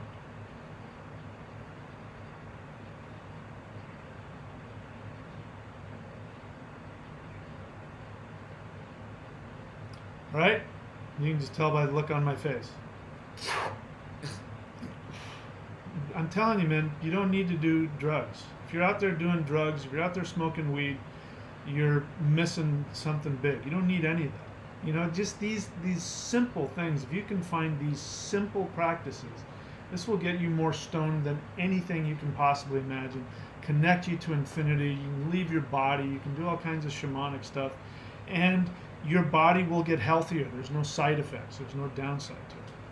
So there you go. That is something you can't find in a lot of places. I had to look it up. I mean, I learned the 5 element sounds, but then I did research and I found, you know, some old manuscripts from Tao Hang Jing, and I, you know, lucky enough to find that translated into English, and I found that he teaches a very specific way, and he calls them breaths. He doesn't call them sounds. So the vast majority of Taoists out there doing the 5 element sounds don't even know they're doing them incorrectly. Not that those don't work, it's just not the real thing. So that's a really thousands of dollars right there for free. Don't anybody give me a hard time that that I'm too selfish with the teaching. All right, Black Earth Productions has a question here. What would be the potential tapping the primordial forces in context to the elemental consciousness, and how planetary magic astrology is used to this in context to spiritual warfare? So that's a huge question. I just did some intense meditation. I don't even know if I think all of that went over my head. What would be the potential tapping the primordial forces in context to elemental consciousness, spiritual warfare? Well, I'm not sure how to answer that question. There's a few things that come to mind. By the way, Black Earth Productions has his own channel. Please feel free to check it out. You can go to his website, blackearthproductionswithaz.com. A few things that come to mind is that the elements themselves are potential. And just doing that, what I just did, I haven't done that in a while, and I just realized how powerful that is. Just that in itself. If you just did that every day, did nothing else, but what I just taught you guys how to do, you did nothing else. I mean, you would have so much power. It would be amazing, the power that comes from that. So the elements are in fact potential in and of themselves, and they are the primordial forces of the universe. Elemental consciousness and how planetary again, I'm not, you may be talking above my head about things I don't understand, but in terms of planetary magic, this is important when it comes to, somebody was asking, how do I know which element is my element? And I had a snide, response to it, because again, I find that most people want to go around they think spirituality is having somebody tell them something about themselves. But, for instance, my element that really gives me the ability to weather all issues is fire. And there's a bunch of reasons for that, but one of them is because Mars has my back. Of all the planets, if in doubt, I work with Mars. I'm always taken care of. And so you can see that a lot in my, and ironically, I come across too fiery. When I'm not in my highest awareness, I'm not the most pleasant person to be around, because I can be, really intense and fiery and all that. So working with fire balances it. It's like you fight fire with fire. That literally is what people do. Fire's coming this way, so you start a backfire, and the fire has no place to go because you've gotten rid of all the fuel that it uses. So that's really the only way I know how to answer that question. This is one of the reasons why it's good to get an astrological reading, because then you can find out, the planets will tell you what elements want to come through. The other thing is, for me, when I worship Mars, I have to give an offering of some kind of beverage, which means water. It means that in my chart, Mars is worshiping the water element. So Mars in my chart is trying to calm himself down. So that means when I know how to chant to Mars, which direction to face, what element to use, and since Mars is my primary element, what ends up happening is that ironically, by worshiping the god of fire and the god of war, I get calm, I get peaceful, I get happy. I don't know if I answered your question, but that's the kind of intricacy we're talking about when we throw all these things together. So, again, I don't know if I answered your question, but you asked it in context of spiritual warfare.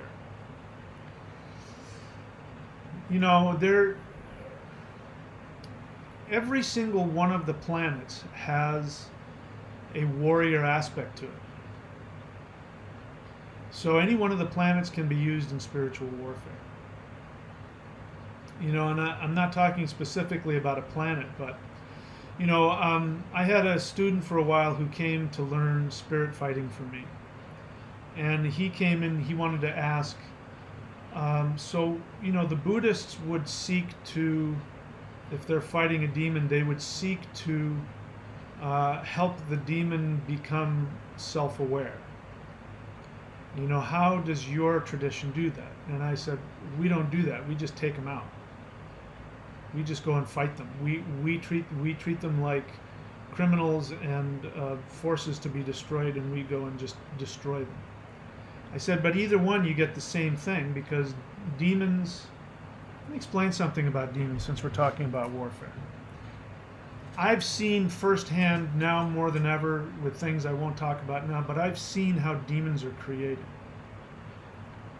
You want to know who creates them? We do. There are people walking around this planet who, if they don't find ways to heal their damage, they will become demons, or they will release demons into the world.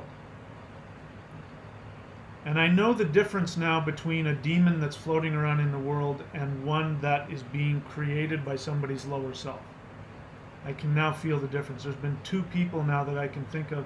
When I was in their presence, I now know what was happening is that a demon was being formed within them. They were creating it. They weren't possessed. They weren't cursed. It wasn't like a demon came and went inside of them and made them evil. It was their own trauma. Demons are entities that are in denial and are running away from their own infinity. This is why, the symbolism of showing the cross to a vampire makes him go, because the cross in the Christian religion represents facing your true self, facing the infinite. That's again why vampires can't stand looking at mirrors. Not because they don't have a reflection, that's a whole other symbolic thing.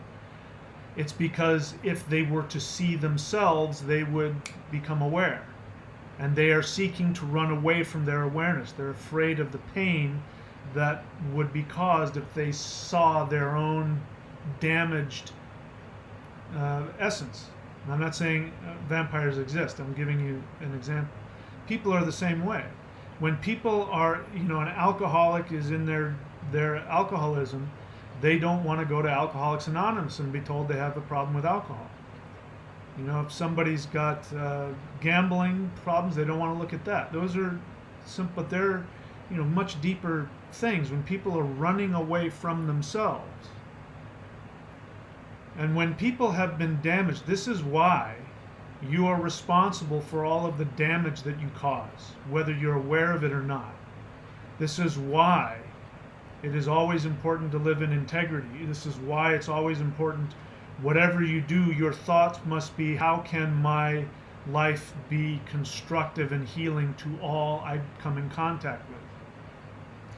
Because when you cause people damage, when you cause them harm because you're running away from your soul, that damage has the potential to create a demon in somebody. You have a responsibility to your own lower self, which is an entity in and of itself. Your unconscious, subconscious mind is an entity. You're walking around with three entities. You have a higher entity, which is your higher self, which hangs out up here and lives its whole life with you and gives you advice when you're listening. You have your eternal soul, which is you, which lives in your heart, which experiences this world and interacts with it. And then you have a lower self. A lower self is an earth spirit that is trying to become human. I'm getting emotional thinking about it. They're working really hard to become human, but they're like animals. They only know what you train them to do. And when somebody goes through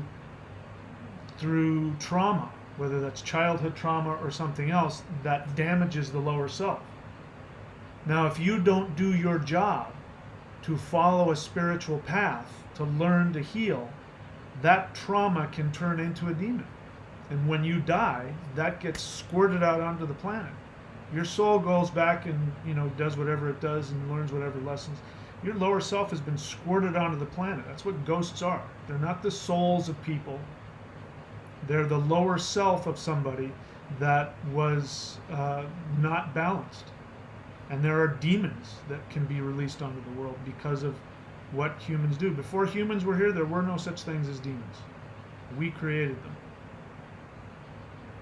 So you have a responsibility. I mean, I'm experiencing this, and I'm learning this in some life lessons that I can't share about. But when somebody who is unconscious, because here's the irony of it all. You only cause damage out of your unconsciousness. Even if you think you know why you're doing it, it's coming from your unconsciousness, which means that which you're not aware of. This is why you have to forgive people that harm you, because on the one level, they are not aware of what they're doing. They're not aware of what it does to you. But the ironic thing is that the damage is real, which means that they are responsible, which means that karma will come for them. So anybody listening to me who wants to complain about why were little kids born in countries with this and these horrible things happen, they happen because you did something. You did some damage to something or somebody, and the universe says, you've got to know what that feels like. And your soul says, that's right, I do. I need to know what that feels like. And you volunteer to grow under those very difficult conditions. You know, I was born in a family of 2 other kids besides me. I was the youngest. And I'm the only one that made it out alive. I mean, they're both alive, but one of them is, if you met him, you wouldn't know that he was related to me. He's so unconscious and so destructive, you wouldn't even know that we're related. The other one, you might, but you would see there was so much damage in that other sibling. I'm the only one that made it out. And the reason I made it out is from an early age, I made the commitment that I was going to face all of my issues. I went to all of the 12-step, I went to therapy, I went to all that. I looked the pain in the face. I've been doing, I was celibate for 6.5 years, all of that stuff, because I'm the one that, also chose to be in that very dysfunctional home because of something I must have done because I needed to understand what it felt like. So if you don't have a spiritual practice, the pain that you walk around with is not going to heal itself. That's why I get so reactive when I see people who clearly aren't getting any kind of training. They want to dabble in spirituality, or you can see that they have so much dysfunctional pain from being damaged themselves, and yet they won't seek out help. I have no sympathy for you. That's why I'm so hard on victims, because there is no such thing as a victim. And while I haven't experienced what a lot of people have experienced, there are people who have experienced things I can't even imagine. So I'm not even going to pretend I know what it's like to work through that. What I have worked through, you're not going to get a whole lot of sympathy from me if you're going to complain about what happened to you and you're not doing something to heal yourself, which means get out of your narcissism and find help. Find a teacher. Find a group. Find something where other people have the ability to reflect back to you what you need to do to help yourself. A brain surgeon cannot do brain surgery on themselves. They need another qualified brain surgeon to do it for them. You have to trust other people because you can't see in the back of your head. Somebody else has to stand there and look in the back of your head and do that for you. All right, so I don't remember what I was talking about, but there you go. Koya Moon asked a question which looks like I missed. Oh, I missed a couple of questions, it looks like. Zaralath question, in Norse creation, water and fire mixed in Gununga Gap. Where was earth and air? What do you mean, where was earth and air? You didn't finish the story. Look, that's the same thing as the Taoists. You have the 5 elements coming together. So Gununga Gap is emptiness. So where are earth and air? They're there. Just because you don't read it in that myth doesn't mean that it didn't happen. There's some incompleteness in those myths. You got to take all of the traditions and put them together. What you'll find is that they all agree, but some will fill in the blanks that others missed. So it's there. It's there because you find out that the giants live in the east and that the Vanir live in the west. If you read the mythology, you will find out that in what is the dwarf's name? Thor there's a myth where Thor has a conversation with a dwarf, All-Wise, the myth of All-Wise. All-Wise tells you all that. He says the Vanir, when he talks about the way the myth goes is that Thor, he's preventing the dwarf from marrying his daughter, which means an unconscious, that consciousness is keeping unconsciousness at bay from merging with Shakti, because he would cause problems. So he's keeping him away from that. And he's doing it by asking him questions. But you learn a lot. This is why people, they don't pay attention to mythology, because they don't know what they're reading. So he asks him about how do the Vanir see the 9 worlds? And each one of the words for the different worlds the Vanir use has to do with air. What does that tell you? It tells you that their element is air. And where do they live? In the West. When it talks about the... anyway, you look at all of them, you can see all that. So it's there, but you got to look for it. So you got to put time and effort into looking for it. Okay? So anyway, Koya Moon question. After energy healing you do you recommend we get extra rest and drink lots of water? It won't hurt you. I would just recommend listen to your body. You know, some people have had different experiences than others. Here's what I recommend that you do. I recommend that you do the meditation that I give. If you get an energy healing from me, I'm going to send you a very specific hour-long meditation. I recommend you do that every day. If I get to you in time because of the time difference and you know when I'm going to do it and you want to be up in the middle of the night or early in the morning while I do it, you should be spending that hour doing the meditation, because I will be probably in sync with you as I do the thing. And then just listen to your body, whatever your body wants to do. I would continue to do that meditation.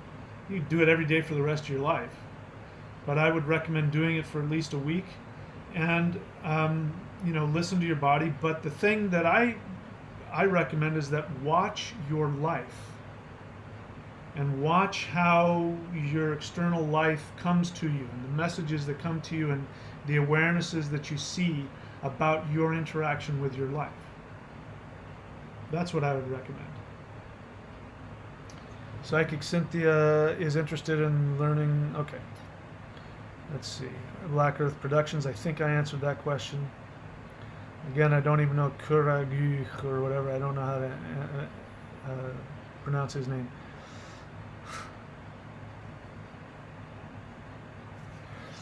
So in Florida, it is Saturday, January 4th, 11:16. So it's real simple.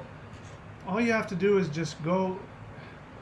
Sorry, I get frustrated with this because it's not that hard to figure out. When you made the appointment, the times that you see that you can choose from are in Pacific time. I tried to make that as clear as possible. So all you do is, if it's at 5 o'clock Pacific time, just type in wherever you are, what is the time. You're in Florida, that's 3 hours ahead. So if it's 5 p.m. Pacific time, it's going to be 8 p.m. Why are you doing January 4th, 11:16? I call you at 2 a.m. because I just did a Google search. My friend, you're not listening to me. Please listen. Please pay attention. It's frustrating me when people don't pay attention. I got to tell you, 2 of the most important things in life, you want to get through life, pay attention and put effort into it. So please pay attention to what I'm saying. All times are in Pacific time. I'm obviously not in Pacific time, am I? No. I'm in Australia. Pacific time is the west coast of the United States. Los Angeles. That's Pacific time. So if you made an appointment for 5 p.m. Pacific time, because it's only going to be between 5 and 7 p.m. Pacific time. If you made an appointment at 5 p.m. Pacific time and you live in Florida, what does that mean? You're 3 hours ahead of Los Angeles. It's going to be 8 p.m. I don't know why that's not clear to you.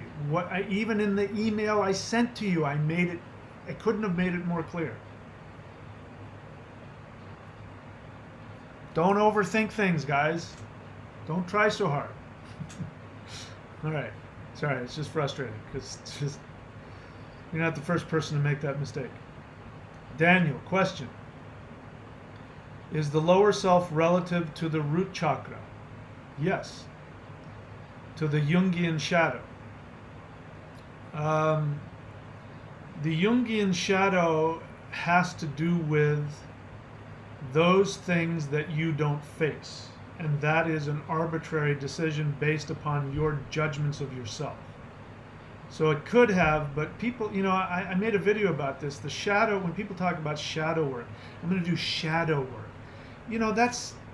That shows, that frustrates me as well, because it shows that you're trying to make a separation between light and dark, and that you're trying to separate different parts of you.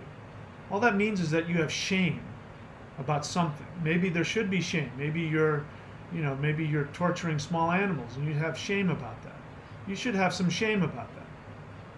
But, there's a lot of people who have shame about their sexual feelings, which are just normal. Just go and enjoy it. Jungian shadow, just means that it's the parts of you that you need to bring to your consciousness. So in that sense it is, but you're making kind of a big leap there, and I would get that out of there. You're over-intellectualizing that. Is it relative to the root chakra? Yes. But your lower self is your unconscious and your subconscious minds. Again, if you're new to the channel, I recommend you actually watch my videos. I have no shortage of videos talking about the three selves. Put some time and effort to watch my videos. I explain it a lot. But if you're new, of course, you haven't seen that, and you're welcome to ask whatever question you want. RCHP Ashtray. Question, is yin yang synonymous with the earth element? What do you mean? Yin yang? Those are two different things. The earth element is the earth element. Yin yang is the duality of the universe. So if you watch this from the beginning, I said that. In the beginning is the void. From the void comes the one, which is unity. From the one comes the two, the yin and yang. So that means yin and yang compose everything is composed of yin and yang. That means every element has a yin and a yang. So is the yin yang synonymous with the earth element? Yes, but it's also synonymous with wood, metal, fire, and water. And each one of those has a yin and a yang. They may be more yin than the other, but you can't have one without the other, because if you look at that yin-yang symbol, the black has a white dot and the white has a black dot. That's very superficial thinking, my friend. And if you want to be my student, I recommend everybody be willing to think more deeply. And if you want to know the fastest way to think more deeply, do spiritual exercises, do qigong, do element work, do mantra, do yoga, do tai chi. Those kinds of things will bring the energy and the mind together, which will make you start experiencing things on a more profound level. You'll know the difference between thinking about something and actually being something. The tradition that I learned, we used the 5 elements, and so we could actually, when we were in physical combat, we could actually decide what element to put into the opponent. And you'd feel it. And the way that you proved that you knew how to tap into the element was because you would have to test it by, okay, now put fire into him, put water into him, and you'd feel it. You'd feel the energy. There would be this energy that would hit you, but then it would have its own different feel to it. The earth would make you want to fall into the ground. The fire would crackle all over you. The wood would penetrate through you. The metal would cut through you. The water, would be like being hit with a fire hose or hit on the head by a wave. Water can be really damaging. It can also be really healing. Like if I wanted to bring healing to somebody, I would just put the water element. I would tap them very lightly and put the water element into them. And the water would go in and nourish and heal. So there's a difference between thinking about it and being it. And people would come in from other traditions, who played around with the 5 elements, and they'd do this kind of thing. And my teacher would say, "What are you doing?" I say, "Oh, I'm looking for the water element."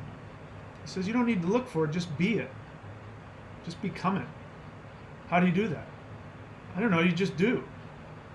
There's a difference between thinking about it and being it. And this is some of the things you learn through practice, which makes talking pointless.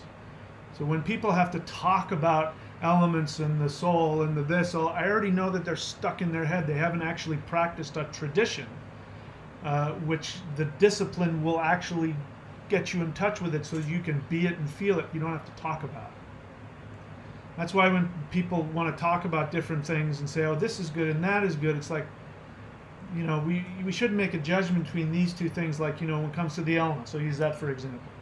The Native American traditions, which by the stuff you go online, Native American shamanism, I'm going to tell you that 99% of that is all nonsense. Don't waste your time with it. One of the ways when they put up the medicine wheel, one tradition will have the elements in one placement. Water will be in the north in one, water will be in the east in another. That tells you right there that they're not dealing with a science, they're making stuff up as they go, and it's all in their head. Whereas if you've experienced the elements, you can feel water in the north, you can feel ether in the east, you can feel air in the west. You don't have to think about it. Because just like there is an actual magnetic properties to north, south, east, and west, you can feel them. Before we became modern people, and there are still some people on the planet that can do this, it's dwindling day by day. But you could take people who have lived with the elements and lived with the directions, and if you can put them in a box and spin them around, blindfold them, they will just be able to orient themselves just by feeling the magnetic pole of the east. They'll be able to know where the east is. This is something within us. Birds know how to fly north, fly south, they can feel it. Fish know exactly what stream. They've been in the ocean and they know exactly what stream to go up to. They have the ability to sense magnetic properties in the earth. These things are real, they're not intellectual. The only way you're going to know that is if you get involved in a tradition that will teach a discipline that will give you the ability to test it out through experimentation. Like I said, the great thing about energetic martial arts is it's not a concept. I'm not a Reiki master, so I don't know anything about it. I've known Reiki people who were powerful healers. But that's something like, if you just kind of think about it, I can imagine, in fact, I know there are a ton of people out there who have no energy, who just intellectualize that they're doing the Reiki thing, and I don't know if they're doing anything or not. But, you can actually find real practices that will tap you into it. Celestial Qigong is one. Okay? The 5-element breath that I just gave you is another. If you do those things, you'll know what I'm talking about. You won't have to think about it. You'll feel it. Okay, I don't know if I answered anybody's question there or not. Daniel, question. Okay, I already answered that. I already answered that. So, what else? Moses Collins is the shadow, my subconscious. Please watch my channel. There are 3 minds, the conscious, the subconscious, and the unconscious. You mean the unconscious. No, the shadow is not just your unconscious mind. Daniel, is that a question?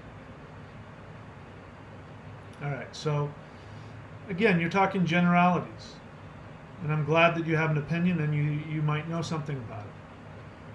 But it goes much deeper than what you've written there, your synopses of that. And what you've said isn't untrue, but it's only part of it. It's very superficial knowledge. It goes much deeper than that. Lamp, question. I'll give you another example. There was a Taoist master, and there was a Taoist student, and this took place in San Francisco, and they're standing by the edge of the road, and the student asked the master, can you explain to me the difference between yin and yang, masculine and feminine? And he says, that's a really deep subject. I can't just spout out what that is in the thing. He says, well, in books I've read this and that. And he goes, no. And he sat there and he said, okay, you see the telephone pole over there? That's yang. You see the cars going back and forth? That's yin. And he says, that's the exact opposite of what I read in books. He says, that's why you shouldn't read it in books. You should learn it through experience. People talk about the feminine, and they talk about the feminine being calm, like a water, like a pool of water. When you tap into the feminine, you find out the feminine is the most powerful destructive force in the universe. If I was in a physical fight, which I've taken a vow never to be in a fight again, and I wanted to kill somebody, I would hit them with the feminine. That's, a man, you know where he's coming from. He's going to put up his dukes and he's going to do this. A woman, you'll never see it coming. She will smile and she will take her nails out and pull your heart out from your back. The worst thing in the world is to try and fight a woman. I'd fight a man in a heartbeat because I know exactly where he's coming from. That's the difference. You have to know yin and yang, 5 elements. You can throw out all this crap you've read in books and think you know what you're talking about. It's only when you get into a practice where you get hands-on work that you get to really see and feel what these things are. Okay? Lamp, question. Venus in Leo ascendant, Mercury in 3rd, 5th, Mars, you mean Ketu in Sagittarius. Would that be good when it comes to acting in a TV show? So Lamp, I'm not going to do your chart. That doesn't tell me nearly enough. I'm not going to do your whole chart here. If you want me to do a reading for you, astrology.thunderwizard.com, I'd be happy to take a look at it. And, you got to look at a lot of different things. So thanks for the question, but I'm not going to answer that.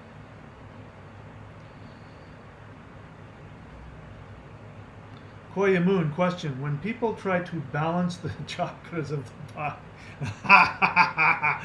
when people try to balance the chakras of the body, are they essentially trying to balance the elements? No. First off, the chakras are not the elements. You've watched my channel a little bit, but watch more of it. Watch my videos on what are the chakras. Watch my video on the difference between Kundalini and Chi.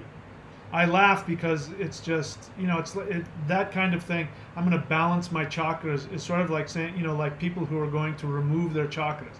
It's nonsense. The chakras are not something that you can just balance. They don't need to be balanced. The chakras do not need balancing. Let me tell you very quickly what the chakras are. And it's pronounced chakra, by the way, in case somebody wants to get on my case about that. The chakras are 7. There's actually, I think, 9 or 10 of them, if we want to get technical. But there's 7 wheels, which are on the periphery of the body, which are projections. They project out from areas in the spinal column. And each one of our chakras are constantly going all the time. You don't have to open them. So when somebody wants to focus on opening the heart chakra, how do you know that's the chakra you need to open? How do you know? If you open your heart chakra and your root chakra hasn't been fully balanced, then you're going to, even if you're able to do it, you're going to imbalance yourself. There's a lot of people running around with open heart chakras who are totally wacko and imbalanced. So what the chakras are is they are the wheels of projection that project from the spinal column when the Kundalini rises up the spine. When the Kundalini rises up the spine, it'll break a granthi or a knot in each one of the chakras, and then the chakras are, quote, open. So even if you meditate on a chakra, you're not opening it. If that granthi hasn't been, if that knot hasn't been, untied, then you're just, it's sort of like masturbating with energy feeling in your heart. Nothing against it. You're not really accomplishing a whole hell of a lot. And so the Kundalini is not chi, it's not life force energy. It is stimulated by life force energy, which is why if you do a lot of pranayama, you can stimulate the Kundalini to rise. But the Kundalini is the feminine power of self-awareness on a human psychological level. It is not the soul. People think they awaken the Kundalini, they've awakened their soul. You have not. You have awakened your human psychological awareness. And as the Kundalini rises up the spine, each one of the chakras has to do with psychological maturity. This is why little children like to be bundled up in a blanket. And if you don't tie them tight in a blanket, they start to cry. Why is that? Because their root chakra, they're all root chakra, and their root chakra is not fully empowered. So they need physical security. When your root chakra, when you have achieved psychological maturity, then you have no big attachment to money and possessions, nor do you need to control people. So that's the maturity of the root chakra. When you have achieved maturity in that, your root chakra is now open. This is the thing that opens the chakras. Being a mature person in life. This is why your spirituality has to have a physical, practical point to it. People who just go off and space out and think they've accomplished something, but they can't hold down a job, they can't have a relationship, they're unhealthy, they're on drugs. I don't care what your experience is. I don't care how much ayahuasca you drink. If you can't hold down a job and be a good partner or be a good parent, or provide for yourself, you're immature, which means you're not spiritually aware, which means your Kundalini is not awakened. The best way to awaken the Kundalini is through life experience, to be the most mature. That's why I'm constantly focusing on how to build a life, how to create an income. Because those are real spiritual things. You can't be spiritual if you can't pull that off. Okay? So when you open up the chakras, it means you become mature in each of these areas. One is in the physical, one is in the purely sexual, which is the sexual chakra. One is in terms of your force in the world, which is the navel. One is the heart center, which has to do with your ability to relate to other people. This is why cults, they focus on the heart chakra, because they're focusing on the imbalance of the heart and telling people you need to be part of our cult, you need to worship our God, and if you don't, you'll go to hell. Their heart chakra is going crazy. They've tapped into it. They've meditated on it. They can feel it. They have love. They have their eyes. Their pupils are dilated. Their heart chakra is stimulated, but it's not open. The throat chakra. This is where I am in my life. This is why I talk all the time. I teach, because I'm working through balancing my throat chakra. When you get to the throat chakra, you don't need church anymore. You don't need religion. You're becoming the guru. This is why I'm constantly telling people who I know haven't gotten to that point, you need a mentor. You need a teacher. And it's people like me who are working through this who need to talk about it. Once I get past this and I get up here, I won't need to talk about it anymore. I don't know if I'll do that in this lifetime or not. You get up here, you don't need to do anything. And then the Kundalini has to then go back down. So even if you've gone up here and opened up your crown chakra, it doesn't mean anything, because now it has to come back down and root itself in the earth. Then you're a fully formed human. Balance the chakras. See what I mean? This is what I'm talking about. This is superficial, new agey garbage. I'm not trying to give you a hard time. I'm just telling you this is what this channel is all about. I want to give you guys the real stuff. Give you guys the real things. So don't worry about balancing the chakras. Live your life and your chakras will balance themselves. Lamp, question. Also, if you see a Yeti, I've heard this is a... So Lamp, are you a teenager? You sound like a young kid. Your questions are kind of like that of a young kid.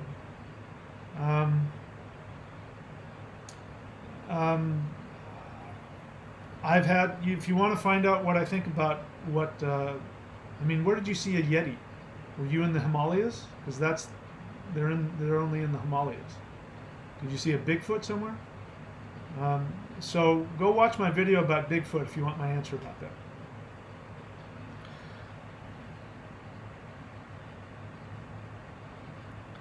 Uh,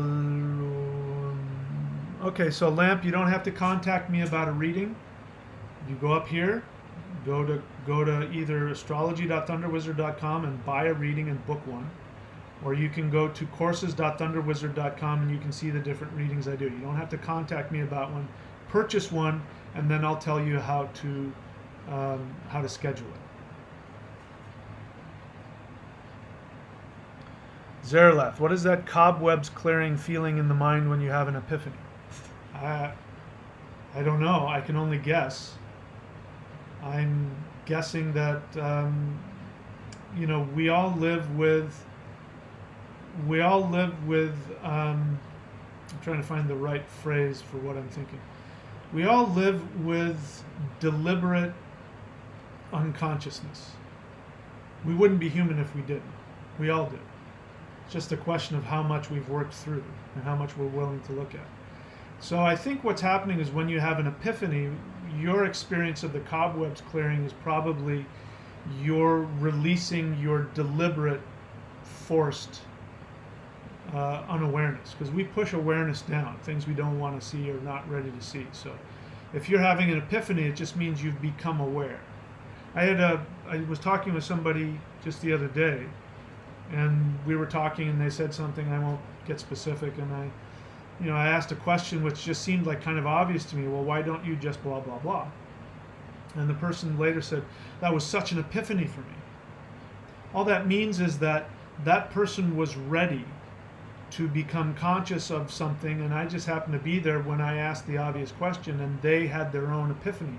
They cleared their own cobwebs, as it were, to their own awareness. I think that's all that is, what you're talking about.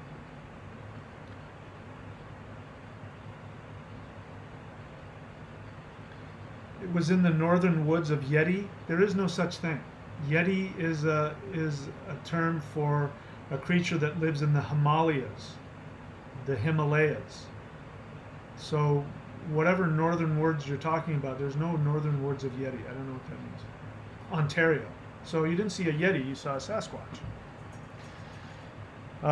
Moses Collins, what is the deal with Atlantis? Thank you for that question. First off, let me say normally I do not answer questions about things I don't teach, and I don't answer questions about other teachers. I very rarely will do that, and I usually will get offended if people start asking me about stuff I don't teach.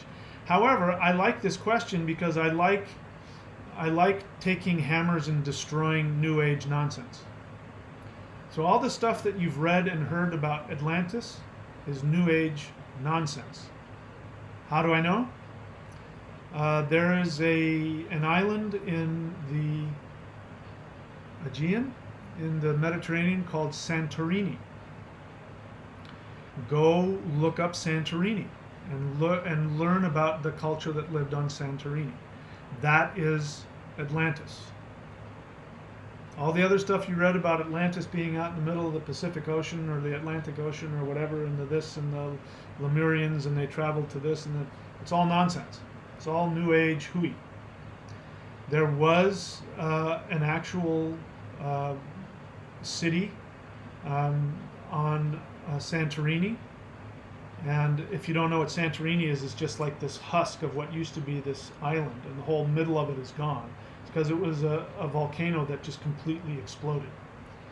And there was a very advanced civilization, not as advanced as people want to say. They didn't have flying, jets or anything like that, but they were advanced for the time. And they suffered a huge cataclysm. That's all Atlantis is, nothing more. Thank you for that question, because I love destroying nonsense. Lamp, I don't want to hear from you unless you ask a question. I never said you were schizophrenic. If you have a question, I'll answer it. Otherwise, if you keep throwing these things out, I'm going to start blocking people. Okay. All right. Again, no more questions. I'm going to, again, if you don't ask questions, I'm going to sell you stuff. So I'm going to, again, tell everybody to go up here, click subscribe if you haven't already, hit the bell button, and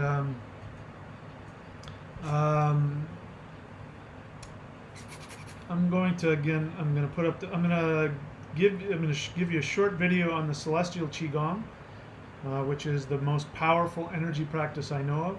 It's the most powerful thing that I teach. If you really want to have all the benefits and experience of ayahuasca, or anything that you think is the most powerful thing out there, in my experience, this is it.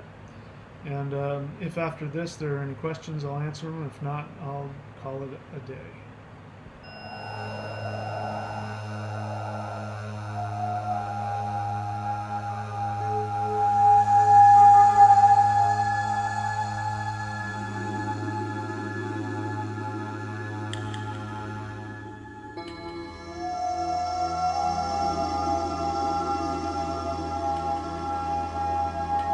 Hi, I'm Michael Denny of SpiritTao.com, and this is Celestial Negung Part 1. Celestial Negung means that this is power that is descending from heaven.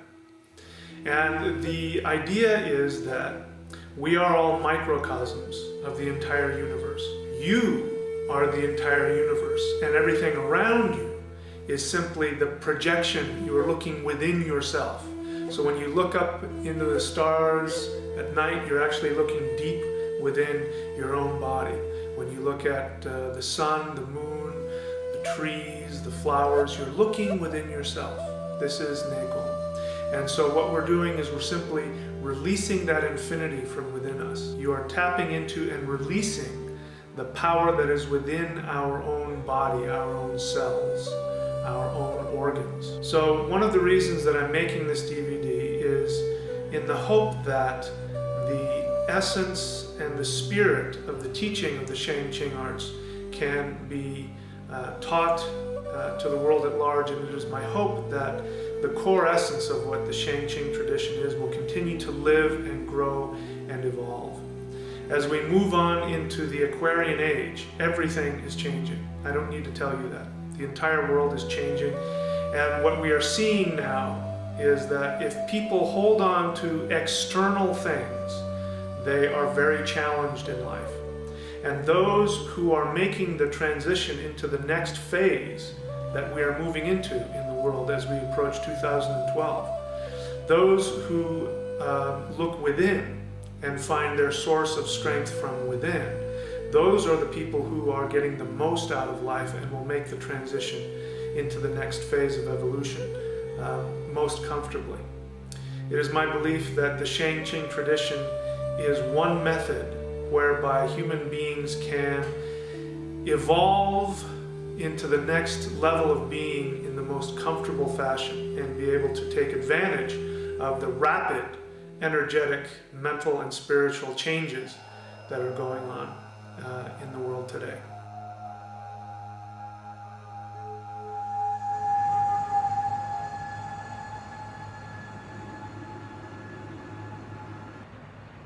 All right. I think there might be a couple questions. I'll take them and then we'll call it a day, because I'm starting to lose my voice as I'm trying to scream over the air conditioner here.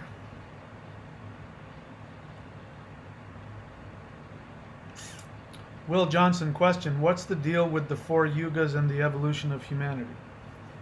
Well, I'll tell you what little I know. There's a lot of confusion about the yugas and a lot of, what's the word I want to use? Controversy. So I follow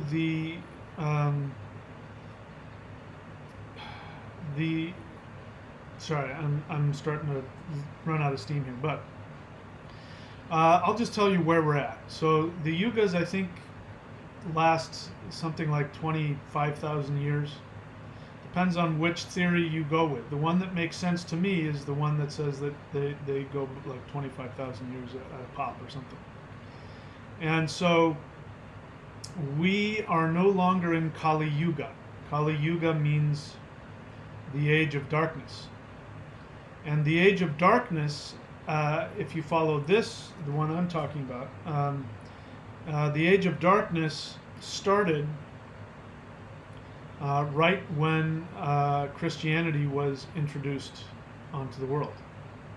And the depth of Kali Yuga was right smack dab in the middle of the medieval times, the Dark Ages, which was when the Catholic Church was going around, and armies were going and conquering people and putting knives to their throat and making them become Christians or become killed. They were flailing people alive, burning them alive, skinning them alive for doing things like reading the Bible in their native language.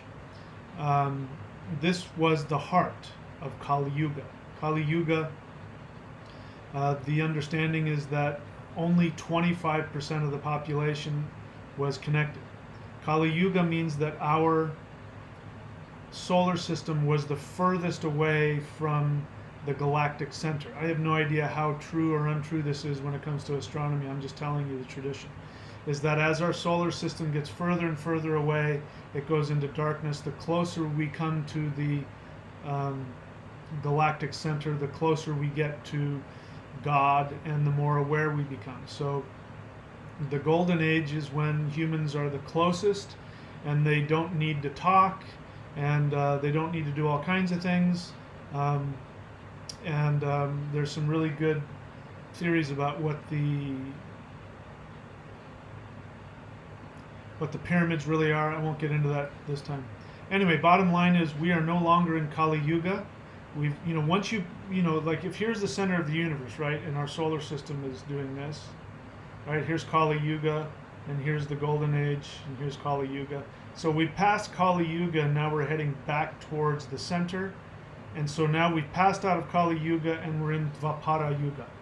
The last time we were in Dvapara Yuga, our ancestors were polytheists, which is why like myself, a lot of people are having experiences where the old gods are reappearing to them and communicating to them. It's because we're coming back around and we're hitting that space between here and the galactic center where we experience divinity through polytheism.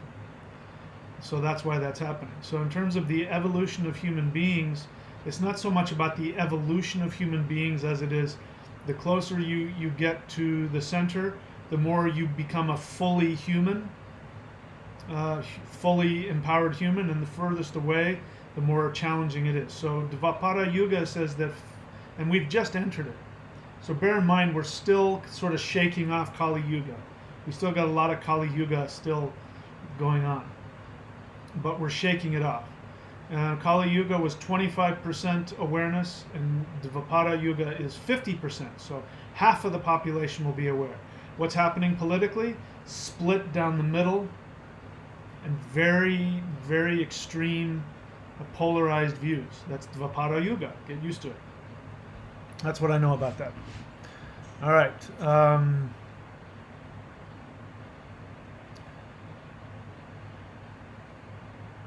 Smoky McBong water. Advice for beginning in meditation. Stop smoking weed. Smoky McBong water. Watch my video on what THC does to the energy body. That's you want my advice? Start there. And then I've already typed it in here. Do the Hul breath. I've already typed it in there. If you do those two things, you will have my respect. Something tells me that first one probably is going to take a lot of effort because you take a lot of pride in the fact you smoke a lot of weed. So, unless I'm wrong and you're just doing that for fun, in which case I would tell you to change your name. Zeralath, question. Do you know the history of the city Oddi where Snorri Sturluson was educated? Not at all. This is the first time I've ever heard of it. Moses Collins, please write the word question, otherwise I don't know you're asking a question. What is the dragon symbolic of? Depends on which dragon you're talking about. You're talking about the dragon in European symbology. It means a person who has not achieved full awareness and they're only operating from their lower self. That's why the dragon Smaug, which was based off of Nordic dragons, that's why he lived in a cave and he lived surrounding himself with gold. means greed. In the Taoist tradition, the dragon means a human being that has achieved full awareness and has become an immortal. There you go. There's the answer to those questions. All right, so that's it for me today. Thank you, by the way, even if I give you a hard time, thank you everybody who comes and watches this. Again, I strongly advise you to please go and check out the links. They're there for a reason. All of them. Go to courses.thunderwizard.com to see everything, all my books, everything. Energyhealing.thunderwizard.com is a new service I've just given out, and I strongly recommend looking into that if you're looking for an energy upgrade. And again, I'd like to hear from people who want to learn the distance healing course, which again is you're going to have to pay for it. So if you're saying yes, I want it, and then you're going to get pissed when I charge for it, then don't bother. But I'd like to hear from all those who would be interested in that. Can't think of anything else at the moment. Yeah, Fafnir, the dragon Fafnir was a dwarf and was killed by his brother, the human. So it represents human beings overcoming their dwarf nature, their lower natures. All right, that's it for me. Again, thank you for reminding me of my name, my newly acquired spiritual name, Mahadeva. This is Mahadeva, the Thunder Wizard. I look forward to seeing you guys very soon, and looking forward to doing a lot more of these live Q&As. All right, talk to you guys later.